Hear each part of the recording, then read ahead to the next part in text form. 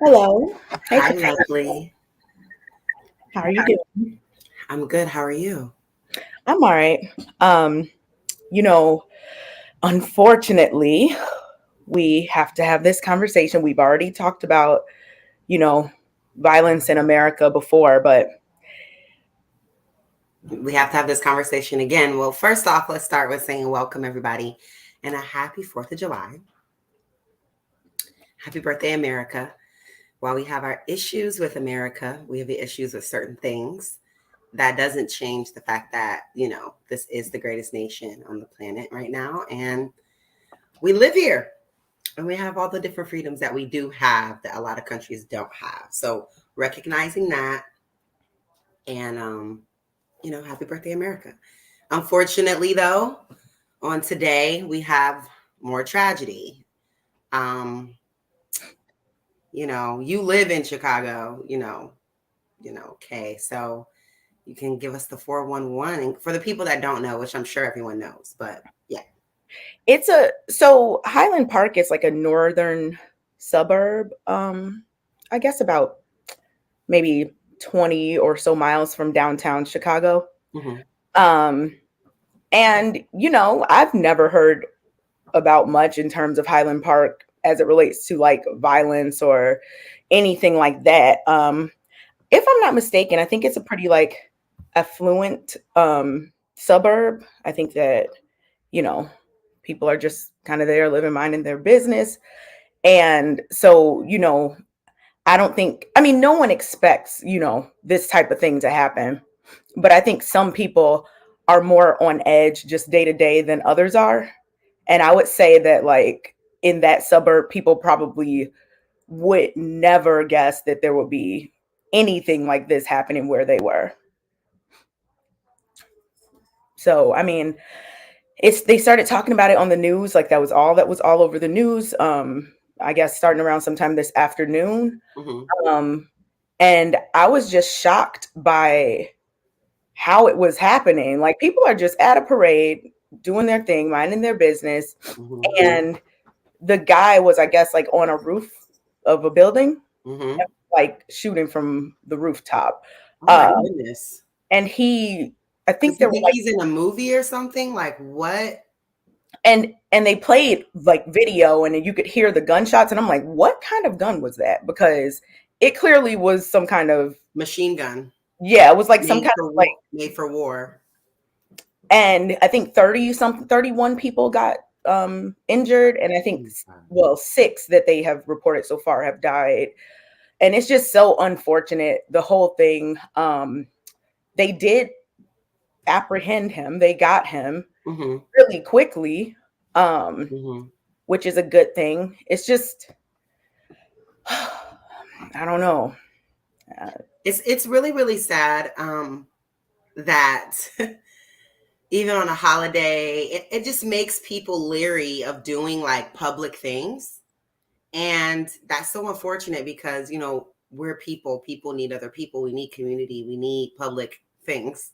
mhm. So it's just so unfortunate because I just don't see an end to this. It's always the conversation. So obviously, like we're going to talk about it, but I do think that, it makes me even think about thinking twice before I go to certain things and like where I sit, where I am, Just being on because edge, just generally. and it's so many things. It's racially motivated, politically motivated, um, and then just for no reason at all. So it's not even like we can put it down to a science to say like, oh, only these kind of people will be the kind of people. Oh my gosh, so many fireworks going off in my neighborhood. Um, um, it's not like we can even put a judgment on what kind of person that would do it. You know what I'm saying? Like it's honestly anybody because like it's just happening. Like I don't understand. I really don't understand what total purpose there is for. Well, I mean, for the people that are doing it, obviously it's coming out of frustration. But I'm saying, where is it coming from that like this is now our norm? Because it's been this way for a few years now. Yeah, there are so many mass shootings in America. Like it's very unfortunate. And as they were getting more information about the the person who they are saying did that, you know, I was just looking him up online after they, just reading more about this. And I guess his dad like once ran for mayor Hmm. of Highland Park, and he's a rapper. Like I don't know. Like what? You just randomly, well, let me not say randomly, because they also were talking about some of the kind of disturbing content that he has on his YouTube channel. Mm-hmm. Um, but I think they took all that down. But so, I mean, at what point do people around you just like step in and say, okay, this is real weird? What's going on? What are you doing? Are you okay? Like, because no one Hmm. thinks that their friends or family or anyone around them is Will be going to. the one, right, to do something like this. But then after we hear about these things, there are always these signs, oh, look what they had on their YouTube. Look at these, I don't know, drawings that they used to do, or look at this and that. Like there are always all of these little like clues that these people that end up doing these things give, but it seems that people don't, I don't know, maybe just don't step in or say anything before it's too late. Is there anything that you would see someone doing and you would feel compelled to step? Um, yes, I am not the type to keep stuff secret. I'm a tell. So don't tell me your master plan, okay? Because I'm definitely telling. Um, the question is what do we consider as a sign versus like people just going through shit? Yeah. Like what can we say, is a sign? Right. Because in hindsight, it's always like, oh, yeah, okay, that makes sense. Like when you look at it after something happens, but you're right. Like, how do you determine which things are strange to the point that you're concerned versus, you know, not something to be concerned about? And then on top of it, people just always, there's always collateral damage and people getting hurt because just mass crowds start to panic. People just get hurt from like being run over, Mm. being stomped over, stampeded over, excuse me. Um, Things like that. So that's what's even kind of worse about it because it's like, dang, you know, even people that maybe have been clear of it can still get hurt simply because when people are in these these mass shootings, people just start running. Like I remember at Howard years ago, I think it was my freshman year. So this is a long time ago. But someone did like a black people things that black people do thing for social media or whatever. And like just started running. And everybody just started running. And like people don't know what we're running for, but people are running. Have you ever seen that? Yeah. I mean, I think that if a bunch of people start looking in one direction, people are going to look. If a bunch of people are running in one direction, people People are are going going to just start running. to, they just assume that there's something that they You should need be to trying run to get from. away And I'm running like I make it all the way down to the valley. Like how people on campus know what that is. Like it's like the other side of campus. We make it to like down and and we all start. It's like, wait, what are we running for? So I can only imagine like if you actually hear gunshots or you hear, you know what I mean, like what that would be like hysteric. Just I don't know. It wouldn't be safe because listen, no one's standing in my way. I'm out of here. Like if you're under my feet, oh my gosh, so sorry. You know what I mean? Like what can you do? It's just bad all around. Like the collateral, the situation. Oh boy, it's really really toxic. But I do think that the guy or the suspect is 22 years old. And what we've seen recently in a lot of these mass shootings with the people being very young.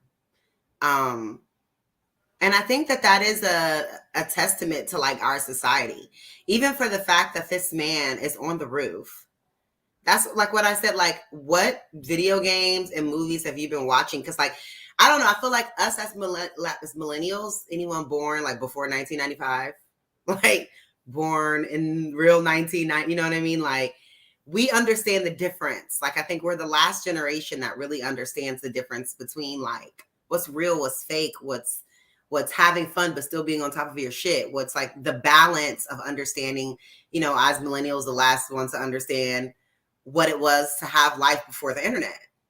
But people that are 22 don't have that. They've had the internet Social since media. existence. They've only seen, you know, life with the internet and with the programmatic like intense influence of media in our everyday life versus how kind of it came to be with us. You know, we went from genuinely getting the newspaper from the front porch to the internet versus like people never knowing that difference. So them being young, like, do you think that that has any kind of impact on like a good deal? I'm guessing at least like 60%, over half of the suspects, the shooting suspects are, you know, Gen Zs, young people. Do you think that impacts anything or that is like telling to anything? I definitely think that just being inundated with social media and the internet constantly um can affect, you know, people in different ways. You know, I know it affects people's mental health in different ways. I know that it exposes people or gives people like exposes people to more things that they may not have even been thinking about. It enables people to connect with other people and kind of become emboldened about certain ideologies and things like that that can be harmful.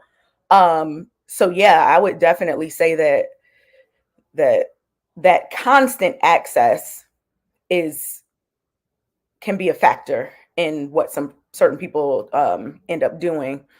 And like when we were growing up, you know, there was internet, there were cell phones and all of this type of stuff, but you didn't have it in your hand 24/7, a smartphone where you were just, you know, constantly able to just kind of do whatever.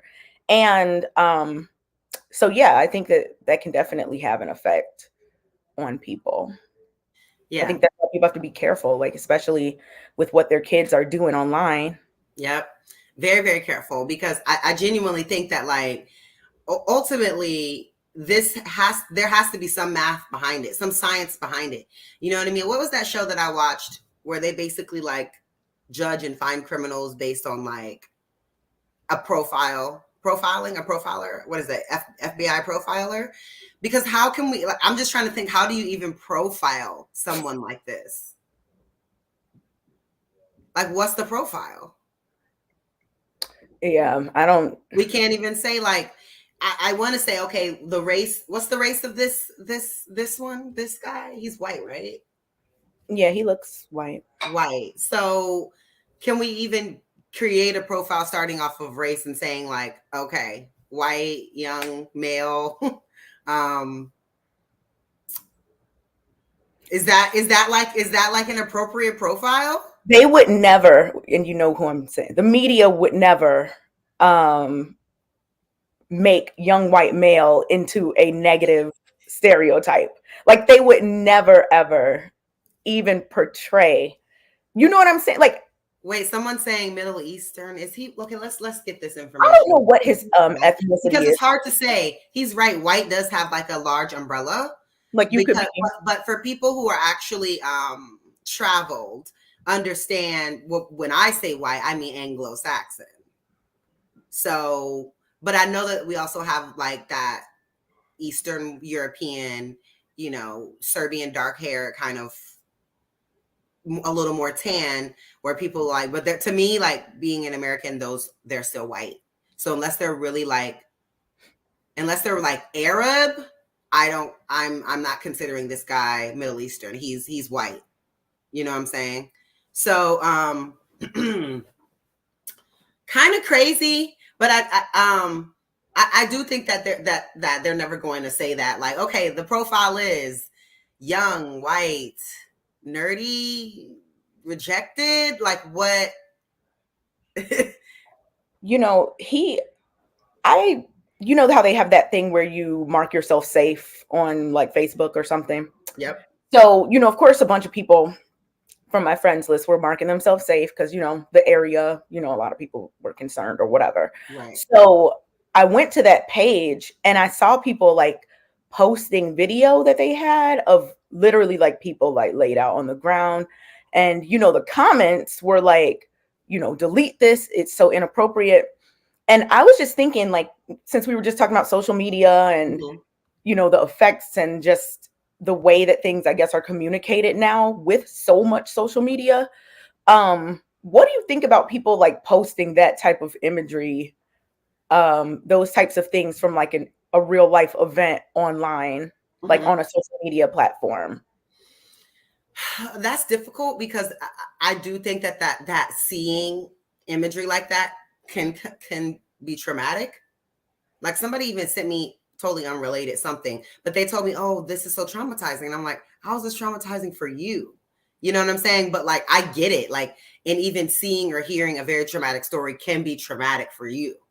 So I get where people are coming from and saying like it shouldn't be up there, but at the same time, people should be informed and people should be able to see what's happening.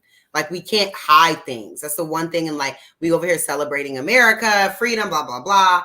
And the freedom of speech and being able to communicate and I mean show something that clearly we see is an issue.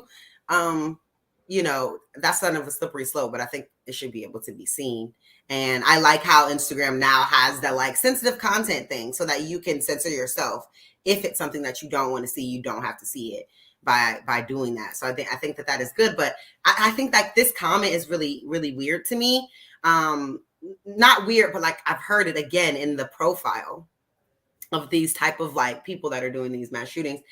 His uncle said that he was a quiet kid, usually on his own, lonely, quiet person, keeps everything to himself.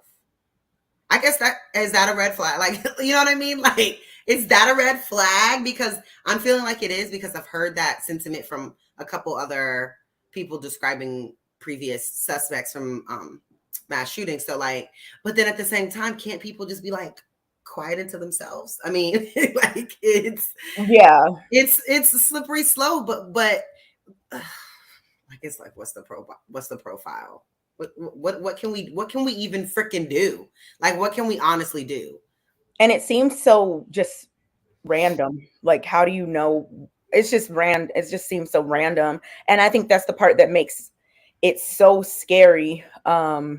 Just you could be doing anything anywhere at any time, and somebody can just decide, you know what? Literally, the freaking grocery store, a 4th of July parade, a concert, going to school. I mean, really? It's really crazy. It's really crazy. Like I I do wish that there was something that we can do, but obviously if there's something that even the police can do, is it something that we can do? But you know what? To all of my conspiracy theorist people, hey, let's have a little chit chat. We're gonna have a little kiki just really quick. So this does concern me in terms of like what else is going on because you guys always know that I think that there is like a bigger, I'm not gonna say too much because I'm not trying to get on anybody's radar. But I always think that there's a bigger thing happening. So I'm wondering what else is going on right now. Like it makes me want to call Logic and ask them if there have been any new executive orders to come out. Because sometimes there's like, not only this, we have the other thing with the young man that was shot, like dozens of times. And it's just been a lot of things in the media that have been very distracting lately. And so it just makes me wonder what's Like, going on. You know what like, I'm saying? like, are certain stories put out at certain times? Because obviously, like, this is a big thing that would obviously go on the news, regardless of what else was happening. But I think that a lot of things happen a lot that aren't put on the news. So I get kind of what you're saying, like, um, what else could be going on that someone might want to create a distraction for. But I mean, at this point, like, I don't even think they quote unquote need to create distractions. Like people have created their own distractions on their own. Like people will find things to look at, read, be, involved in that have nothing to do with what's going on, around us, or different things that Because affect day to day in the country. yeah, because there was just an election. We were like, Willa brought that up on the show last week. Like, who did your representative get voted in? There was just an election, and now all of a sudden there's this crazy, ridiculous 60 times really, and now there's this, and it's just like I'm always so leery of like what's going on big picture. But I do think that it's a little bit interesting. Oh, look who texts me. Who, Logic? Yes, like clockwork, like clockwork on what Joe Biden said. I don't even like him. Y'all got him in there. I mean,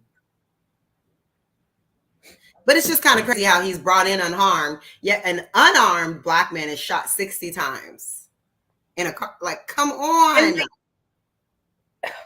Yeah, that I don't understand. Not even like a oh my gosh anymore. Like, oh no, like it's definitely strategically happening to me now. Like it's not it's happening. Like they're basically like it's becoming normalized. Like it's okay. And nothing's gonna happen. Yeah, they always want to make sure they get their trial and everything, right? And take them in unharmed, which yeah, because how is it that like mass shooters and all of these types Why of is he people not shot right then? Like are never harmed? Like, let me not say never, because I know they have been before, but like they're brought in unharmed is so wait. Is this bizarre. statement accurate? Because it says they're still so they just did apprehend. I'm about to say they just apprehended him 14 minutes ago. Okay, because this must be from earlier because Joe is saying they're still looking for him. But yeah, anyway, go ahead. Sorry. And they found him quickly. I the comparison that people always bring up, I've seen people talking about it on social media today, is like, why are we talking about this and not about like, violence that happens within neighborhoods, like in major cities and, things like that. What do you think about that comparison when people start doing that? I think it's bullshit because there's violence in all neighborhoods. Like the thing is that the obviously there is increase in violence in low income communities. We do realize that a lot of Black people are low income.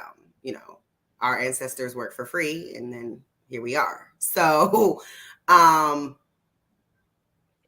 hate that comparison because it's just not topical or placement when we're talking about like mass shootings versus things that are more personal. You know what I'm saying? Like, have you known Black people to just ever just go out and just kill people just that they don't even know, just for like no actual reason? Like, people are not necessarily, from what I'm seeing, doing that in the Black community. It's for a reason.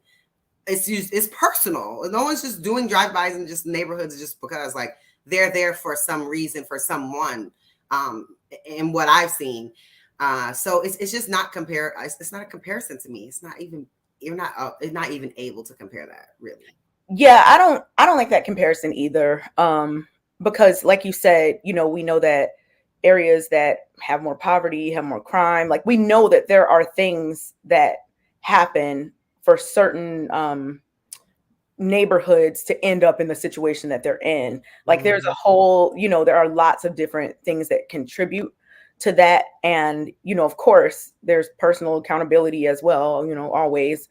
But like that is much different than somebody going to commit a mass shooting at a parade.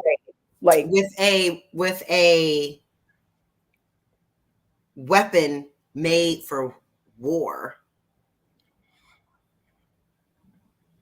Yeah, it's not a handgun. Like what? I'm wondering where, like, I mean, people get their guns how they get them. Mm-hmm. But like, Illinois does have some strict gun laws. They I do? know that oh yeah. They're pretty strict.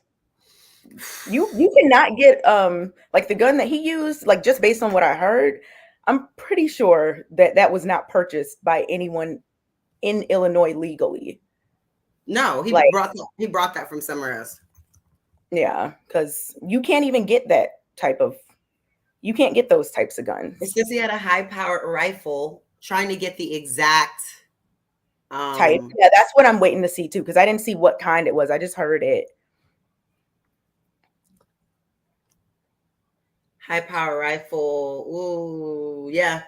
We'll stand by because like things are literally being released right now. Yeah, So we're gonna update you guys throughout the show as information is being released. Literally, 16 minutes ago. We're getting live updates, but I will announce that when I find that the exact type of gun. But I know it's not a gun that you can just buy at your local gun range. shop. Yeah. Like, this is my no.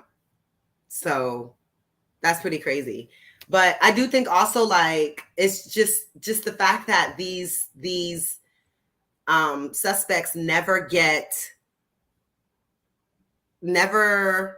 are taken out.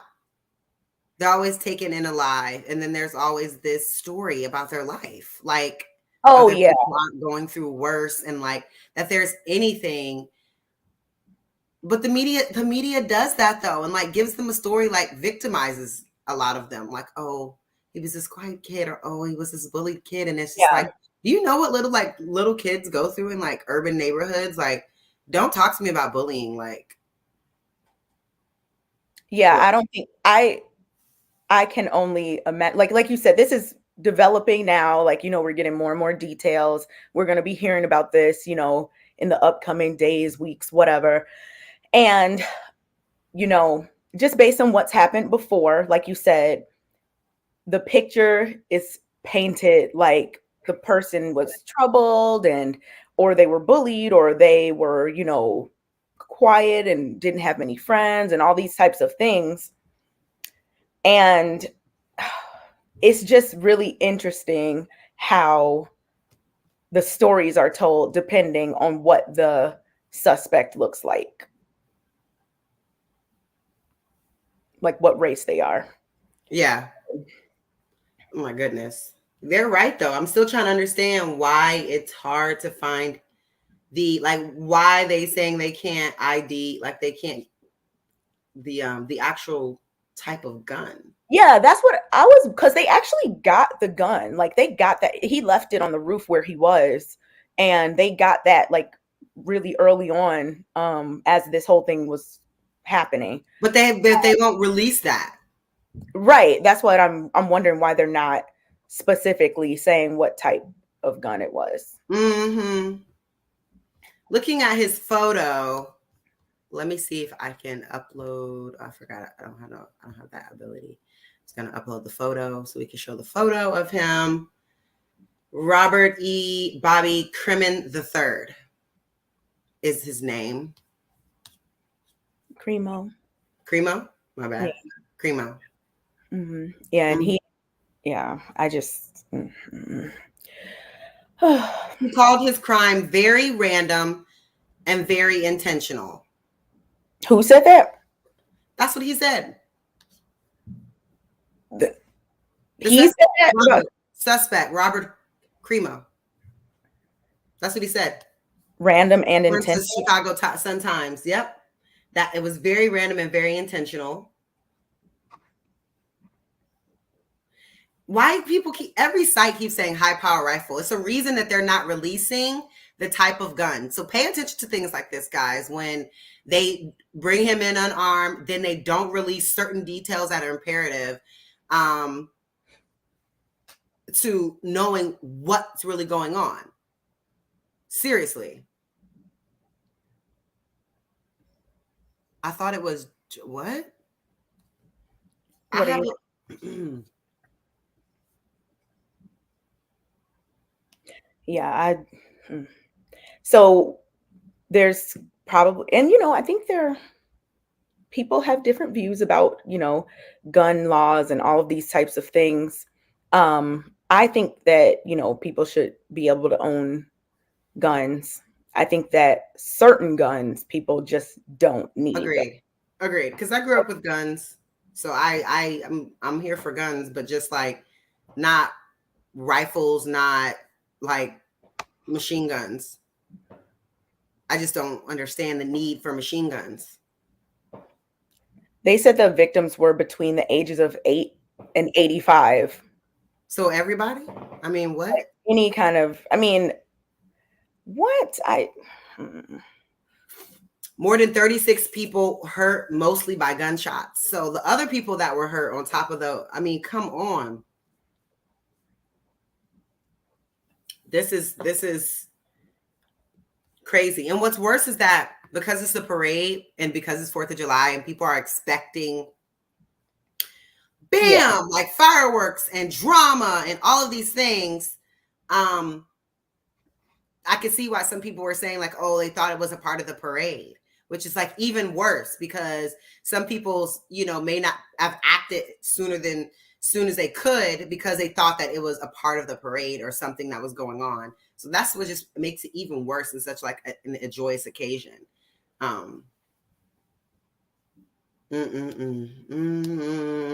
It's really sad, guys. What are y'all thoughts? What is machine guns? Who's that? John O. He didn't resist arrest. What that got to do with anything? Like, as soon as they found him, like, shoot first, think last, like y'all do with black people. What? When I hear this, oh, he didn't resist arrest. So a lot of black people have not resisted arrest either. Y'all still shot them. But these mass shooters that have killed tons of people, they're not shot. Okay. All right. That's what we're doing.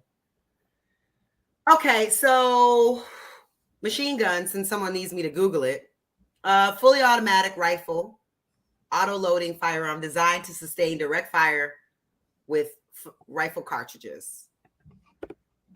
So I don't think that regular people need these types of devices. Like we don't need these guns. These guns are not guns that that people need. And I get what people were saying, like, yeah, they're already illegal, blah, blah, blah, but people still have them. They're still little 22-year-old Robert can get one. So obviously they're not too hard to get. You know what I'm saying? So them being illegal doesn't, I mean, I guess it helps, but like we're still seeing mass shootings with machine guns. So how do you think it should go in terms of just, these events, like security wise, like what needs to happen? And do you think there needs to be more? I mean, but how are you going to screen people like for a neighborhood parade? Like, I don't know. Like, it seems like there should be something that can be done to prevent, or I don't know. There honestly isn't anything because we are in this country and we have these freedoms. You can't. It would be like there being TSA at everything you go to, everything all the time. Like that's really hard when you are, especially doing something outside. Mm-hmm. How can you honestly do that? Like people who do the logistics. It would just be people wouldn't be able to have events because you know how many people you would need to secure an event to try to be able to monitor something like that. That's like outside, especially a parade that goes down a street that like could be miles. And he was like on a roof of a building. He climbed up a ladder that was there, I guess, and went to the roof of a building. So like, even if there was a lot of like security and people watching on the ground, they wouldn't have seen that. So it's like, yeah, you're right. Like even with the school shooting conversation that, we've talked about before, you hear different solutions that people have in terms of security at schools. And, security in a school, there are more things you can do. You can make sure like there's no access points without people being able to get like screened before they come in, or just don't even let people in unless they're on some kind of approved, I don't know, whatever. But there's like, you can control who can come in. You can get Right. security, you can Right. have metal detectors, you can do, different things. But like you said, You can. outside. You can. Actually, you can. Now I'm thinking about it, but it still wouldn't work for a parade. But you can, because I remember that year that Howard tried to it was a logistical nightmare again, but Howard tried to make Yard Fest a like ticketed event, because mind you, it's a big yard. You can come from any direction Mhm. basically to get to this yard.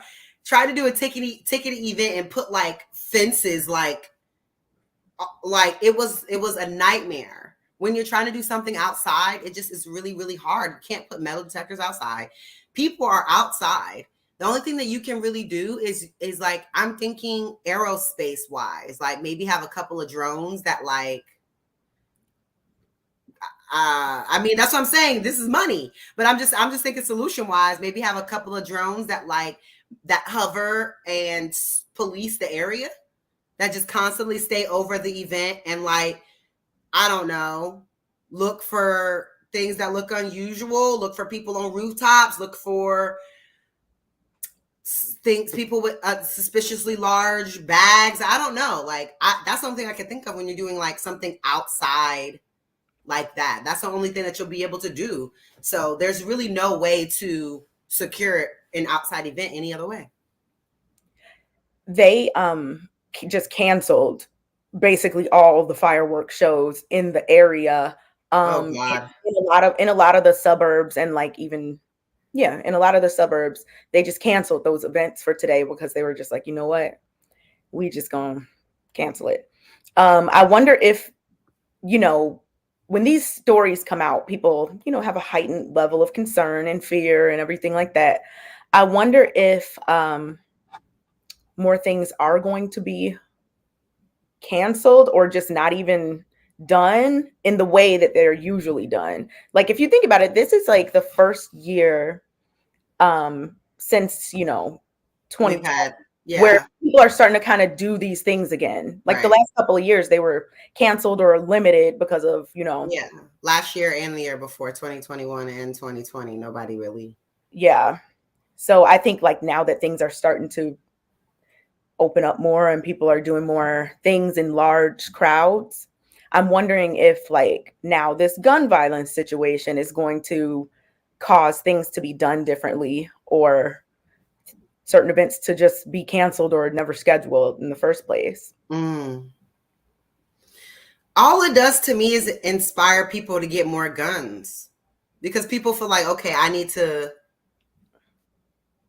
secure myself, and but I'm thinking like, is that going to help? Because like, if you were in a mass shooting, right, and you're crouched in the corner and you see you see the assailant and you have a shot, are you going to take it? You know what I mean? There's like us massing ourselves more with guns like this. Is that going to give people the like, what is that going to do? Because I mean, I would, but at the same time, like, I'm not trained. So that's another thing. We need to train ourselves. We need, as Black people, especially in our communities, some things honestly aren't going to stop in this community until we do something about it. So I think that includes us training ourselves, organizing and mobilizing in a way that has more coof. You know what I'm saying? But are people really going to do it? Yeah, Mm-hmm. the point that you just brought up now about like people talking about, um, what they would do if they were there and they had a gun, like, or like that type of thing. I don't think that, like, if you're in a situation like that, your first instinct is going to be to run and find somewhere to be, somewhere to hide, somewhere to reach safety. I don't think most people would say, "Oh, I got it on me. Let me Let me try try to." to find a guy. I mean, maybe some people would, but I don't. Maybe some people would. I don't know if that would be the majority of people. I do think that we as Black people need training, though. Like, Yeah, I genuinely think that we need training Yeah. And we as a people need to train to arm ourselves and have some type of, I don't know, there needs to be like a code like that all Black people need to start just like, you know, I'm saying like, obviously we can go to the gun range. I do that, you know what I'm saying? But I'm talking about real combat training. I do think that, I mean, it is happening. It's very under wraps, especially here in Florida. You got to know somebody to get into these like underground like things. But I do think that overall, as Black people, we should arm ourselves, not just for this particular mass shooting thing, but I think like just for bigger picture. I think it's important. So everyone out there, I mean, the safety, but I don't think that because of mass shootings, people need to arm themselves, like with that being the sole reason. I think people just need to do that in general to protect themselves and their family. But that's the other thing, is that people start acting crazy. Where's the line between when somebody is sane, and they have a firearm, they're just trying to protect their family, so when someone, that same person does like random things like shoot a lady in the subway because they put the wrong thing on your sandwich. You know, it's like people get so upset these days. What happened to fighting? You know, even though I don't agree with that. But before, like a dispute could turn into a fight. Now somebody like pulls out their gun over like the littlest things. So that's what I'm saying. Yeah, we should arm ourselves, blah, blah, blah. But then I'm like, okay, yeah, when people are in their right mind, but people get out of their mind and shoot people for cutting them off in traffic for a freaking sandwich. The most craziest things that you can think of. So then it, like, everything is a double-edged sword when it comes to this topic. Everything is. That's what makes it so difficult. Yeah. Yeah, definitely. Because you're right. I mean, I'm not against people having the right to own guns and everything. But then it just makes you wonder, like you said, if more people then get guns, will that be a deterrent? Will it make people say, you know what? Okay, I'm not even going to do whatever because people out here are armed? Or will there be more senseless, disputes just because now everybody's armed? I don't know. I really, this all starts at home. I think our family structures and just like upbringing have a lot to do with the way people handle conflict, the way people handle frustration, the way Mm-hmm. people channel their emotions. Yep. um Being able to understand your emotions, your emotional state, and what you're thinking, and all of this. That's a tool that a lot of people, I think, just don't have. And while for most people it doesn't come down to them shooting somebody, it does result in just a lot of other senseless things that end up happening too. So I think Yeah. it starts at home with that. Yeah. But, people ain't even home. People not home. People aren't home enough to be even. And I used to say this all the time, and I'll probably do. I was going to definitely cover this, like when we talk about children, because I am very passionate about children. And I'll probably talk about this on my show on Wednesday. But people aren't really raising their kids anymore. People are just kind of watching their kids.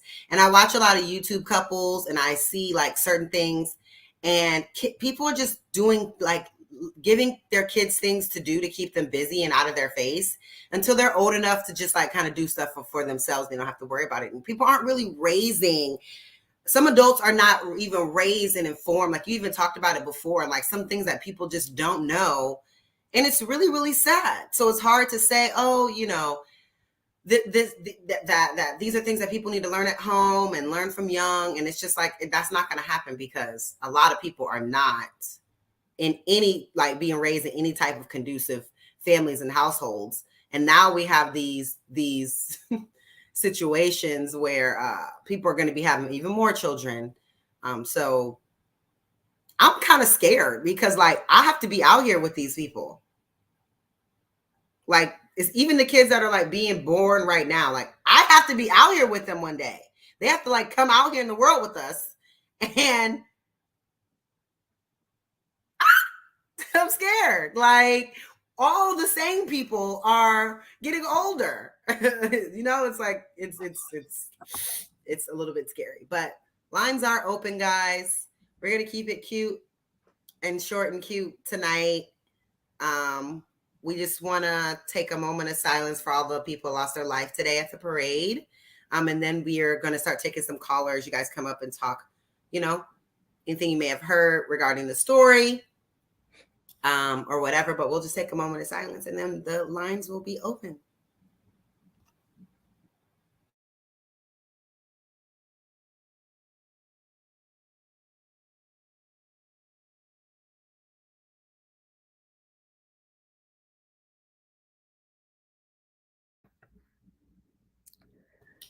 Thanks, guys. All right. Come on camera. Make sure you come on camera when you come backstage so we can see you. And this topic's it's pretty heavy, so we want to respect that, and definitely say rest in peace to those people, because those were somebody's mother, brother, sister, friend. And life is very precious. I know that we are desensitized in a way.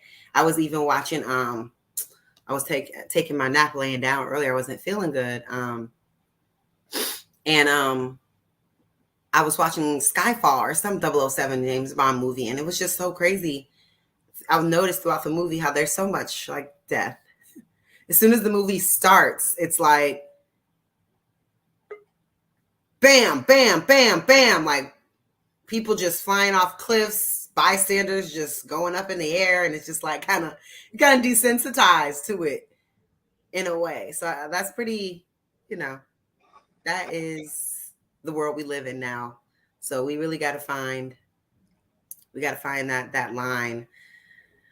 Oh, we have a caller in the back, but they're not on camera, so we're gonna wait for them to get on camera. Come on camera, Marcus, and then we'll bring you on. We'll bring you up.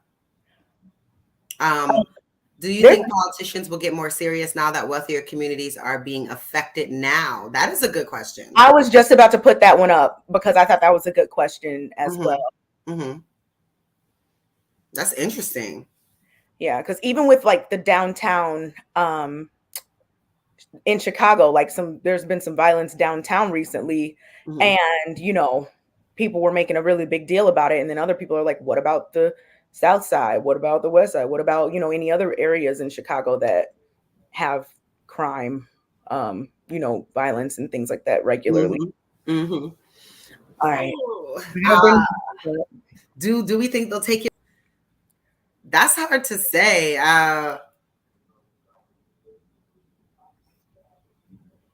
I don't think so, because that's the one thing about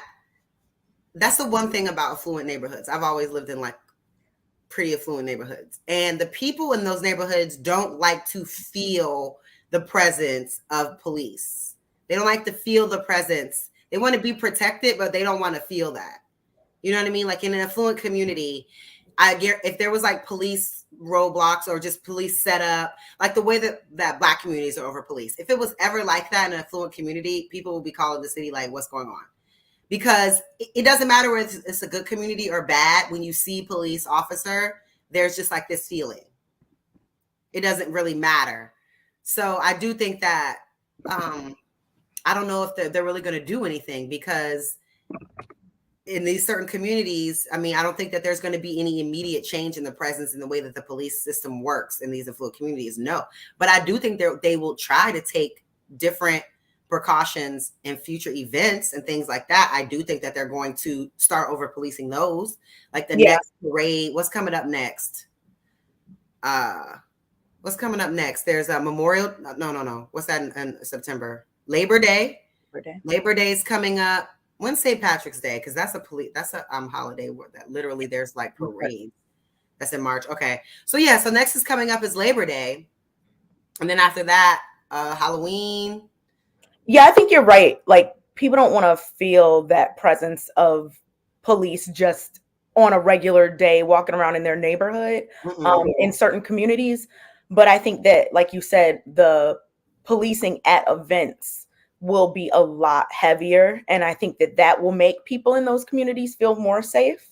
Like, oh, okay, I'm going to this parade. There are a bunch of, people I don't know, patrolling or whatever. Because I think they just want to make sure that people in certain areas feel safe. We know that they don't care about other areas. Yeah. So yeah. Yeah, no, honestly, my mom, that's another reason why my mom is always like, because I guess I get this kind of from my mom, that we never live in a community that's like too much of any particular race. We only live in a place that's like kind of mixed and fluent, because I'm just telling you, like, I live in Palm Beach, right? When I go to Broward, I see like, I'll see 5 police officers in like a 30-minute time span, versus like up here in Palm Beach, like I may see a police officer like once. Mm-hmm. You know what I'm saying? So I don't think that anything in these affluent communities are going to change, but I do think events in these communities are going to change for sure. What's up, Marcus? How are you doing tonight? Hi, Marcus. Oh, excuse me. I had to unmute myself. Sorry about that. You're all good. I can't complain, ladies. I can't complain. Digging the show you have tonight. Thank you. How Oh, I serious think are he's you ladies about arming yourselves? Because I started off in the chat and I was wondering, are you guys you have apprehensions? I heard that Kayla talked about training with weapons. How do you feel about having your entire family train at the same time to be prepared? Because you have to have a situational awareness, even after being trained with a firearm. You have to just not be paranoid, but just know your surroundings. And I, I'm thinking maybe the younger generation. I'm not trying to like make a generalization of entire Generation Z, but I'm thinking maybe they're not as they don't have situational awareness like my generation. I'm a baby boomer, so we always kind of kept our head on a swivel. Mm-hmm. It's like no matter where you're at with your family in a public place. Um, when I was raising my daughter, I always just prepare for something to happen. Right. Anything can Not happen. being paranoid, just being aware. So, if you, how do you ladies really feel about training your whole family, not just you as individuals, but just training, make it a family thing, and just so when this happens, you just don't go running off, being like panicking. Be prepared for it. I say if I mean, I'm an expat. I haven't been in America for a year now. And do you really think, how do you think it's going to affect the collective psyche of Americans now? The post COVID, the economy's going down the drain, and it's people are going to have access to weapons. Okay, you have to prepare yourself for this because I'm an optimistic person, but I really think it's going to get worse. So Mm. I'm being long-winded with this, but I want to hear both your opinions on how you feel about training your whole family for with firearms, just to protect yourself, just in case, because the cops can't protect you 100% of the time. They're not there to protect you. They're Yeah. there to enforce laws, investigate crimes after the fact, collect revenue, you know, via writing you a traffic ticket, but Yeah. they're not obligated to protect you personally. So I'm sorry for being long-winded. Just I'll let them know Okay. what you ladies think about that. I have no issue with everyone in a family understanding gun safety and being trained with how to handle and use a firearm. I think that Hmm. you know, I don't have any kids yet, but I would definitely want that for my children when I have them. I definitely am here for it. My dad is Hmm. ex-military, and my mom's fiance is ex-police officer, and they both have a. I just come from a family that, like, all my cousins, you know what I mean? Me personally, Hmm. I do want to be trained. I want to be trained in all things, including like physical combat as well. Um, I do think that I like kind of have like I have like kind of these like not a fetish, but like you know how you there's like weird things that you like. I want to learn to do like parkour. Is that how you say it? Okay. Hmm. And then like other martial arts like um Krav Muay Maga. Thai, more, you know what I mean? Just like I just feel like being versed in that you can overcome a lot of different things. But I'm down for having my whole family be trained. I want to be trained, my husband be trained, my kids, all of us know, Mhm. I want cute little compartments in my house where weapons are, by the front door, by the back door. You said cute little compartments. No, for real. Like, Well, what I'm saying is, it's gotten easier. The U.S. Supreme Court, like they adhere to the Second Amendment within the Constitution. You don't have to worry about concealed carry on a federal level. Each like I live in California most of my life, and I love the weather there, but it is really hard to own the kind of weapons that you want in that state. They make it very hard for law-abiding citizens to purchase the firearms they want. They regulate the magazine capacity to 10 rounds. Which state It's did you say? versus California. Oh, I love the weather there. My immediate family's there, but if you go to some place like Texas, they don't restrict you.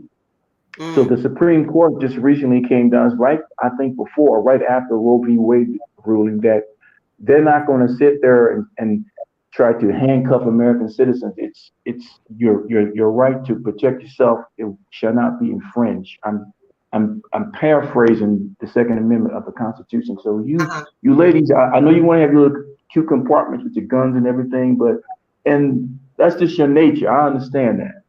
I'm not gonna, trash y'all on that. It's just the way you let us think. But I'm very serious about this. I mean, this is only going to get worse and worse. So Mm, I'm kind of surprised that in a positive way that you guys taking this serious because praying for Jesus, waiting for the police to come save you is not going to yeah. happen. You got Yeah. to be proactive. We have to take it. We have to be proactive and protect ourselves because no one's going to do it but us. So I recommend you talk to your friends in your own circles, and you're definitely not going to reach everybody, but those who will listen, implore them to take this serious because it's only going to get worse. And if we collectively, if we are prepared for it, I think the outcome would be a lot better. Well, I don't want to see us get hurt. I'm I agree. very selfish with that. I don't want my people getting hurt. And I know a lot of people won't like that, but I don't give a fuck. Excuse my language, but I want us to do well. I want us to I come out love on it. top. So, I won't hold you too long. I know you got other people waiting in the queue, so I'll get back in the chat and I'm enjoying your show. So Thank you so thanks for much. having me. Really thank you for appreciate calling. All you. right. Peace. See Bye. ya. Thank you so much. Um, Hi, Hey, Billy. ladies. Hi Billy, how's it Hey, going? ladies. How y'all doing tonight? Good. We're good. Um, Well, we're okay. All right. Um, Personally, I think it's kind of fishy. There's a lot of just to, I don't know. I think it's become like American tradition now. Like these mass shootings. This is the third 308th mass shooting this year. This year, and we've gotten so like used to it, and so like it's a part of our culture. You know what I mean? No other country shoots up as much stuff as Americans. And so you kind of start to look at these events and you look at the perpetrators and you see a pattern start to emerge of, a certain type of person that are doing these crimes. And then you look at where they're doing them at, like he just said in California, where there's been many, many of those, mass shootings. How do they get these weapons? How do they get their hands like the Buffalo, one that happened about a month ago? Like how did that young man, get that much ammo? And he's a young man, like he had about 9 grand of weapons worth of weapons and ammunition. How did a young man at that age were able to come about getting that much? That would have taken years of, what I mean, collecting like a gun, like an actual gun collector. That would have took you maybe about 5 or 6 years realistically. How did he get all of that? And then you look at the young man today and how he ran away, after he was, discovered. He dropped his weapon and he ran, and how he was apprehended unharmed. And then there's a guy like Jalen who ran away from police and he was unarmed. And you have this one who's an active shooter, who was actively killing people. He was actively harming multiple, like everybody around him was dying. And Jalen was running away from you guys. It was a manhunt.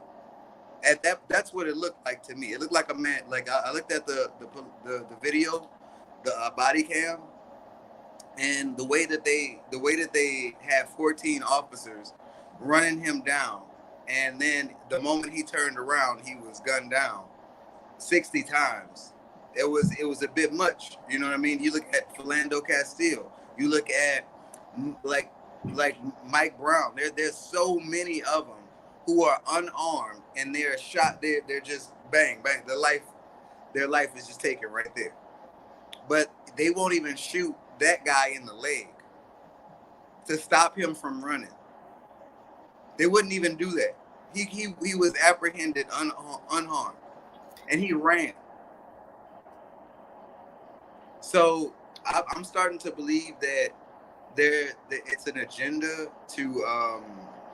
to make government bigger and to take away our rights.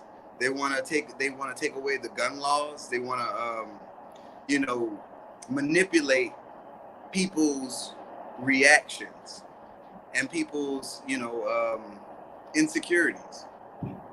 They're gonna prey on it, and What ultimately, like, what do you think in terms of, you said they want to take away, certain rights. Can you explain a little bit more about that in terms of like what you the capacity, like how the guy before me was just saying about how here in Texas they don't have a capacity law. They don't have a round capacity. How can I protect my family efficiently if I can only shoot out 5 shots out of this gun? You know what I mean? And I'm just saying, like, then you have these guys with maximum capacity rounds and high velocity, magazines, and you want to regulate my law, but they're still getting their hands on them and they're still doing it. So that's not the way to regulate it. To take away your rights is not the way to fix the problem. what do you think the way is? What'd you say? I'm sorry. What do you think the way is? The way would be to educate and train. Mm-hmm. Educate and train. Because at this point, it's a part of our culture. Like I said, this is the 308th one this year, and we're only halfway through the year. The likelihood of you seeing a mass shooting in your life living in America is very high. Yeah. I'm just saying. That is so crazy to me. Like, oh my goodness. Right. The possibility of you being in a public place. But that's also why I want to get armed and trained. Right. Because it's probably going to happen to you during your lifetime. Please don't. The way things are going. It's a part of our culture. America is messed up like that. It doesn't matter where you at. That's nuts to even say it's a part of our culture. What in the hell? I'm just saying, look, it doesn't even matter where it's small towns, it's big cities. Uvalde was a little bitty town here in Texas, and it happened there. There's Highland Park in Chicago, Buffalo. There was one in in Florida not too long ago. Billy, so many. Billy, do you think that because you mentioned training and education as like solutions, do you think that if more people are trained and educated, are you looking at it from the point of view of the amount of people who are out here committing these crimes will decrease, or because of people being deterred because they know other people are armed? Or do you think that just having more knowledge would stop people? Like, what do you think would be the ultimate? I think that we ultimately have to start training everybody on how to deal with a mass shooter. Like, that needs to be implemented in the education system. That needs to be implemented, in work at work, scenarios and stuff like that. What like just safety training videos that needs to be a part of it now. Mm-hmm. Like it's ridiculous, but that's the world that we live in. You probably are gonna look how crazy this is. Check out how crazy this is. You are What? more likely to be encountered with a mass shooter than to be raped. What? Be what? The possibility of being in a mass shooting situation, you are more likely to be in a mass shooting situation nowadays than to be great. That's Oh, great. the Okay, I see what you're right. doing. What's the likelihood of being in a mass shooting situation? I'm just trying to see.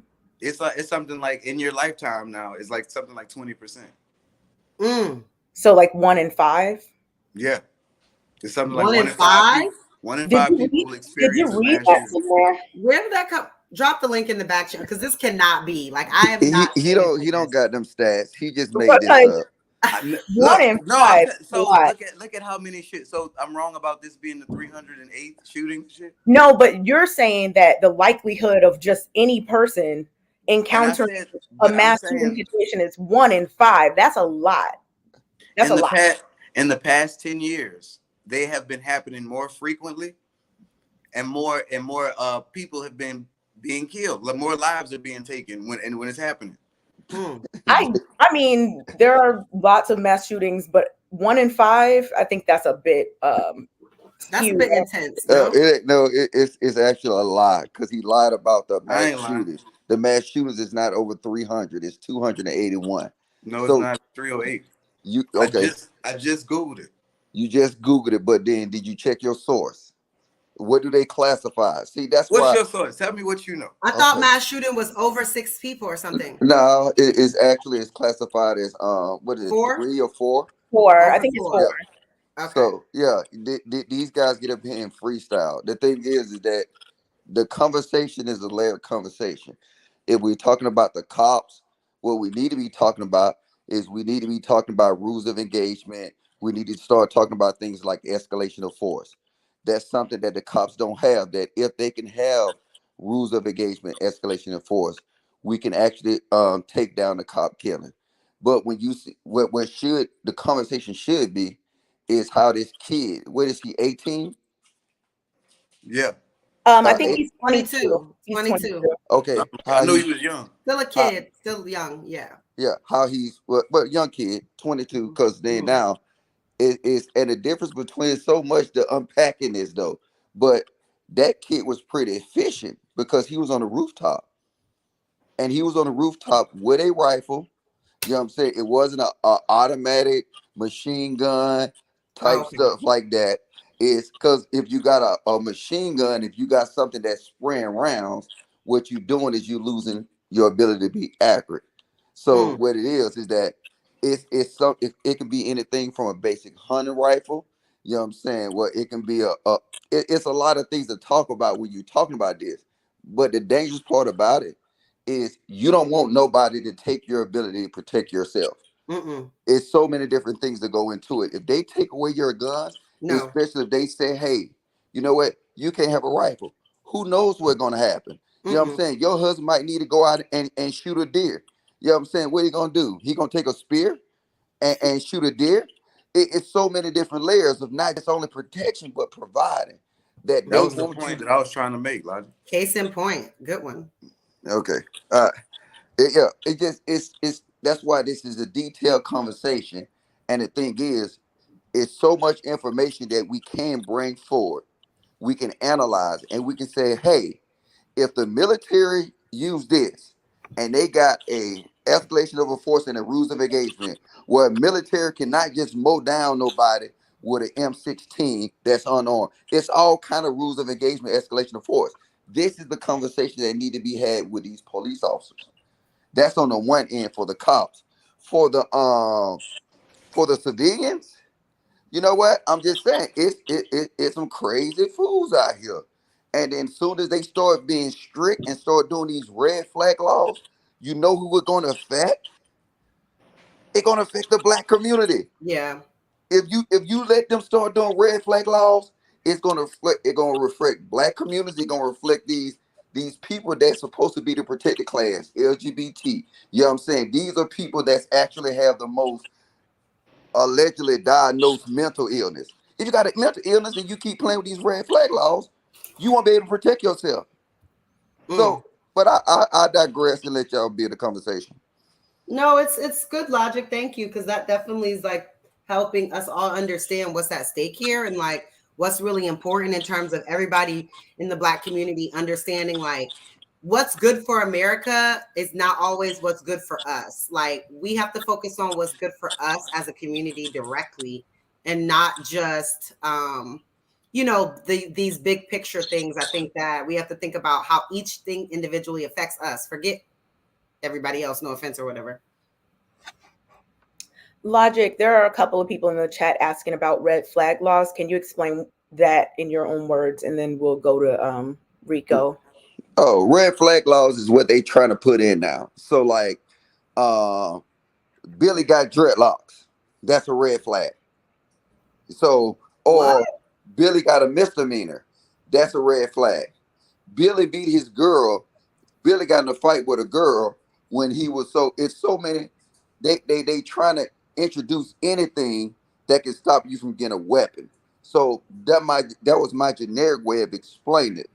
But at the end of the day, they want to take your weapons. And any little situation that they can see here and put a red flag. One of the red flags that was instituted for a long time was if you had a felony.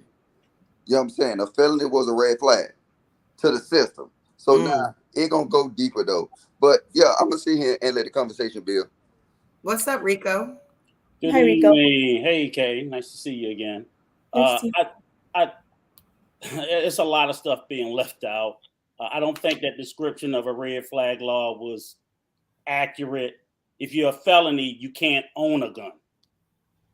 I'm gonna just Google it. Keep If you're a going. felony, you can't own a gun. A red flag's not required. Red flag is if they think that you are threatening to cause harm to yourself or others, they can go to a judge and request that the judge remove the guns from you temporarily. Some states are starting to introduce that. Court order temporary removal. Yes, and it's temporary. So I think if we're going to have the conversation, we got to be accurate about the things that we're saying, because some of them are crazy. Rico, just one thing before you move on is that this looks like also per state. Yeah. That there is so in terms of accuracy, it'll vary state to state on what each state considers red flag, because there's like New York, Oregon, there's all these different states. So just to put that out there, go ahead. Sorry. Thank you, and I'm glad you did point that out, because every state doesn't have red flag laws. Only certain states have them. I believe it may be only a dozen. The other ones don't. Another thing that we're leaving out the conversation is the vast majority of homicide by guns are suicides. So if we already have more than 53% of gun deaths are suicides. We also know that while we do have a huge mental health issue in this country, most people with mental health issues are not diagnosed. So if I am crazy and I haven't been diagnosed, nothing stops me from getting a gun. Okay, can I address? I want to address Rico and this red flag. So okay. I don't know you from a man on the moon. Okay. When you start actually instituting red flag laws, they got it from the military. This was red flags. It's certain situations, right? And like I said, I can tell, yeah, you probably look at a lot of news, but look at actual documentation. This would be a state-led effort, and they decide what is considered a red flag for that state. So in my analogy I gave is just like we see in today. Anything they determines to be a red flag. Just like our definitions change, you know what I'm saying, by the day, that's how it'll work. You don't want to allow nobody to determine what's a red flag to take away your rights. Okay, so can I? Yeah, I just said that though. I just said that. So if I can correct you, I like to read, not just watch the news. I love to read. Okay, so to confirm what Kayla just said, is state by state.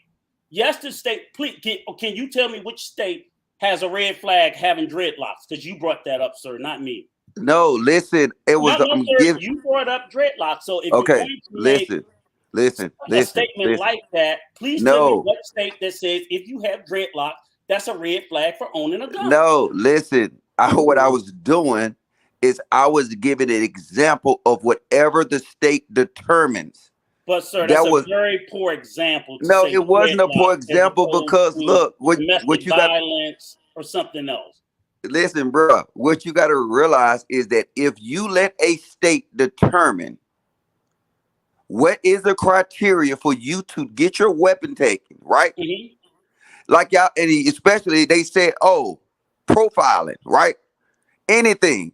They can determine certain things to be red flags. Logic. And that's all I'm giving an example. So you it's like you. So you're saying logic, it could be anything because the state can say whatever they want and just make up whatever they want to be the red flag. They can make up whatever they want. Okay. And then now it is that we would be at the mercy. We'll be at the mercy of the law, and then we will lose our constitutional right. Right. So am I crazy? Don't states do that with everything? Don't they set that for liquor laws? Don't that set that for driver's licenses? I mean, what does the state not dictate as a criteria for you to have a right to do anything? They do it for everything, sir. But so you saying that you telling me that no. Your argument is we can't let the state set criteria for what our rights are. They do it for everything we do, sir. Okay, this is my point. Okay. You can't if the state says you have to be a minimum age of 25 to have a driver's license, you ain't getting a driver's license until you're 25. So what is it that we would do to prevent the state from I guess creating these these bias red flag laws? Like what is it that they voted for the people who put in office? Well, yeah, I guess who put vote these for the laws people. In place. Right. That's what you did. The people you vote for.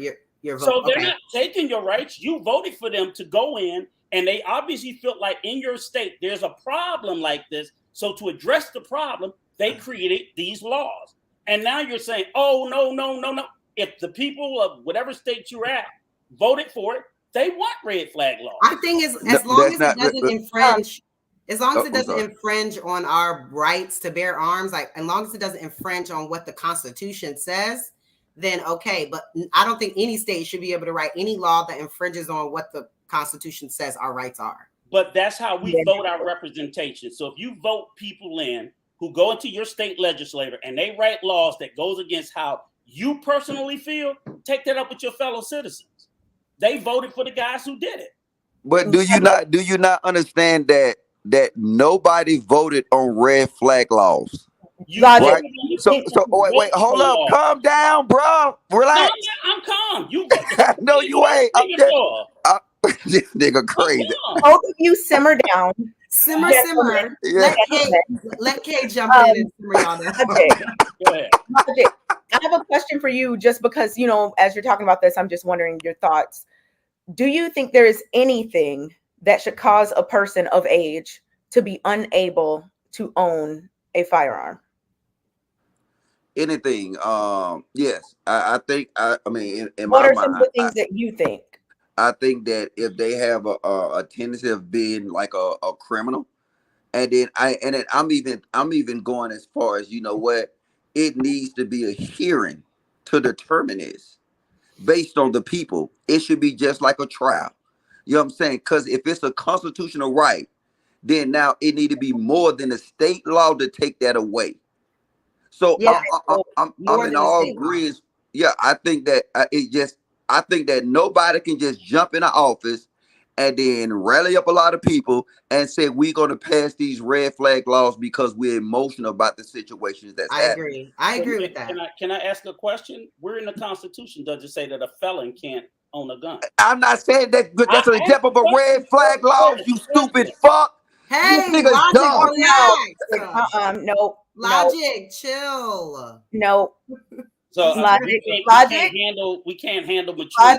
Let's just have the conversation, okay? It was just this level of, I get that this is an emotional conversation. However, There will be no cursing out of anyone by anyone. Let's just relax. So yeah, let's all just relax. Okay. Well, he wouldn't let me finish answering Okay, your but Logic, come question. on, you're cursing. Okay, come on, I'm Logic, just for saying. real. I know it's good. I'm just because the thing is look, I understand everybody got views on this, and I'm fine with it.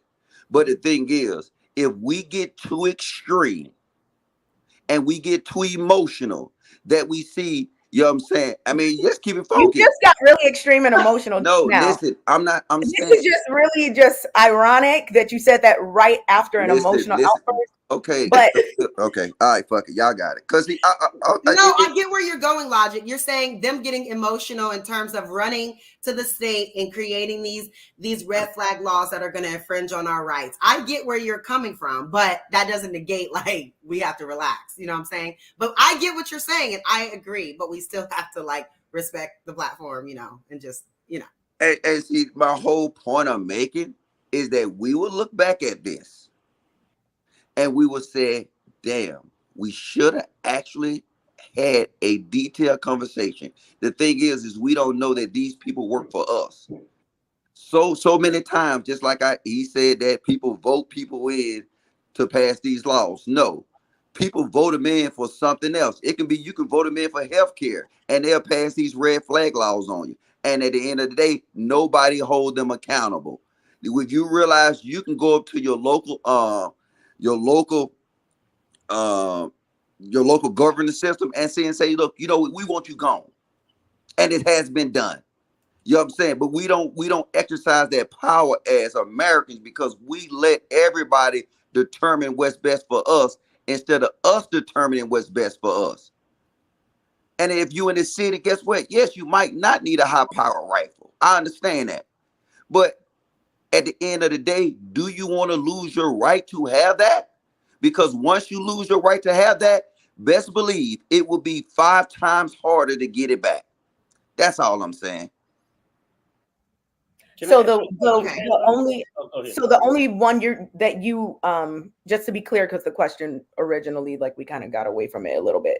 The only red flag law that you think there should be is for people who you said have a tendency to commit crime. So are you saying people who have been convicted of a certain amount of criminal offenses? Yeah, I think it should be determined by people. It should not be determined by incident. If we can sit here and have these court system for all this dumb stuff like traffic tickets and stuff like that, shouldn't we at least give somebody ability to defend themselves when they finna lose a constitutional right? Of course. I mean, we shouldn't. Like I said before, I don't think that there's any law or anything that can be written in state-wise, federally, whatever, that should infringe on a constitutional rights. Period. Whatever, but whatever they write in has to still adhere to that, and that is what we as a people need to hold our representatives accountable to. Say, hey, listen, like whatever we're going to do to fix the problem, let's do that. But not if laws are going to infringe upon, and like nobody says anything, nobody doesn't. Like we have to do something and speak up about that if that is what's happening in our states, whatever state it is that you live in. Because we'll end up having these guns or no gun conversations, right? And we don't talk about, okay, what is the plan that these actual states need to put in? Because I don't never want them to sit here and have all that power. And like I hate big government. I hate big government till you gonna sit here, you telling me what's best for me instead of you listening to me and say this is what the people want. That's my only argument with this whole situation.